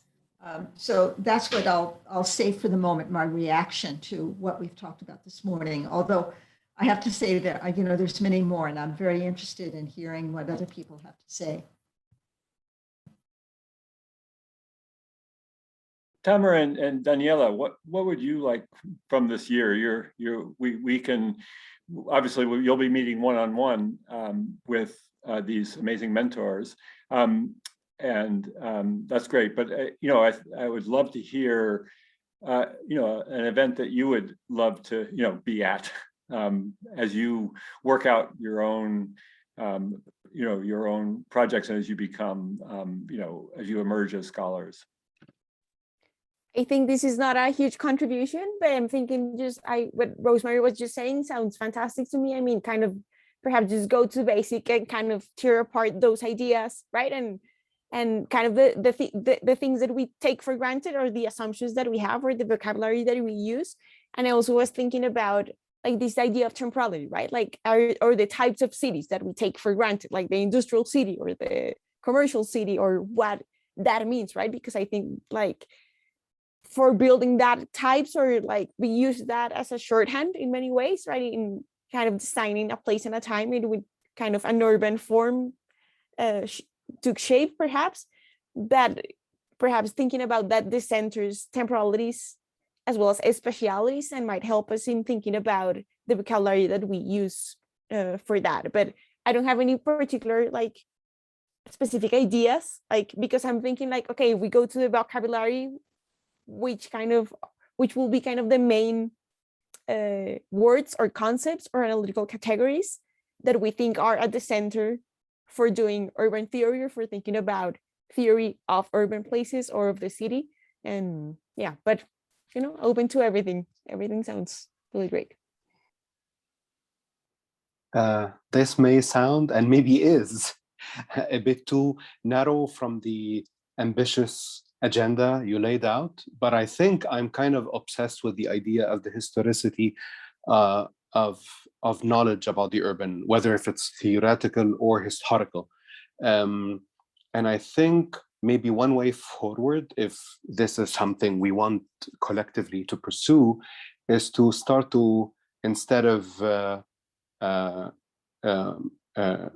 theorizing, our approaches to history is to do the opposite, which is to historicize the discussion itself. Maybe one way of doing that, of when did we start to talk about the urban, and why did it become a salient political category, and why did that shift at one point from cities to urban, and from urban to planetary urban, and maybe at one point actually during at the turn of the century, it used to be global urbanization instead of planetary urbanization. And I think maybe one inspiration for me here is the work that Alexia done on real estate. So while real estate itself is a practice, like an economic and social practice on the one hand, but it's also a category of analysis, her work does a fantastic job of historicizing the category, like when did that became a field that has its own instruments of knowledge, but also of acting outside in the world. So maybe what I'm trying to say is the buzzwords with which we want to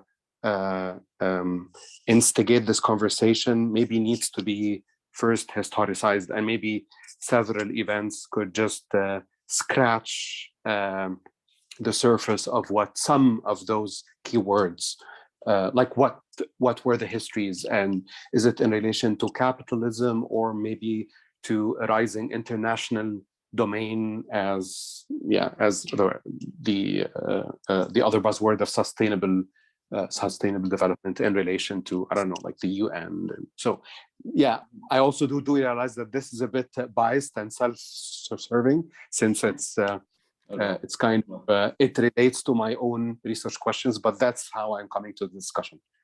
That's fantastic, Tamara. And I'm hearing my own advisor speaking through you right now. His thought was always, okay, you have a term, find out the history of the question before you ask any questions. Find out the history of the question. And this is Dan Rogers, who's who's also one of the godfathers in my mind of global urban history, in the sense that he wrote about the transfer of social policies and urban policies across the Atlantic to the United States. So, I mean, these all sound really great. And, I've been wanting Alexia to go next on some level too. No, okay. Well, no, people, it's just been enough of me. But I just wanted to suggest as well. So I've been taking notes. But I think, I'm sure you plan on this, but I think, with the list of people who attended, I think we should send an email out, pretty soon to all those people, and also essentially with this outline, and ask for also, their contributions, or how they think, if there's a key reading they think we should look at, something like that, just to let people have a little bit more time to simmer on the sorts of things we've been discussing, and then come back. I think you've done an excellent job of putting these two on the spot. In a very, to me, watching, stressful way. But they clearly didn't seem stressed. So, and that's been really generative, but it would be good if we could also kind of try to grab all those people who had to leave, because we've gone a little bit over time. Okay, that sounds great. Yeah, I'd be happy to. I can the list we have, and we have even people who couldn't come and wanted to come, so that's also useful as well. So yeah, why don't we think about what the text of that would look like, and I'll pass it around to this group, and of course Rosemary, and maybe even ping in Richard too, just because he didn't have a chance to really weigh in as well. Sounds like a good strategy for maybe the next week, 10 days, something like that, and then we can see where we go. Okay, and we really want to meet up with you guys as well sometime. Just kind of maybe with some reading that we can do, just the 4 or 5 of us. Bring in Amy as well, because Amy Cheskow couldn't make it today, and so we'll do that sometime when's good for you? Like within a month or something like that, something along those lines? We have a pretty, Anytime. yeah, or earlier, a couple weeks. We could try for mid-November. You should know I'm doing 2 of these, so the Anthropocene is a bit of a chaotic mess right now, so I'm trying to bring it together. I think it's going to happen, but we really need to meet with. It's also a bigger group, so we need to meet with them soon. But I'm happy to do that in November too. All right, we'll put that out in the email as well. Good. Okay, well, very nice to meet you. Thank you both for your incredibly useful and thoughtful contributions already to this conversation. I can see that we're really going to have some mind sparkling Exactly. events coming forward. This has really been really great for me, so I appreciate it all. And Thanks to a lot. you. It's my pleasure to be here and really great to meet you all, even, you know, on the Zoom world. But it was fantastic conversation and super exciting, and looking forward to, you know, all we're going to do this year. Sounds fascinating. Great. And Tamara, you get to go to bed now. I'm probably pretty late for you. Thanks so much. Commitment. Thank you. Okay, so Alexia, I should press the little stop recording button. Give it a shot. Stop.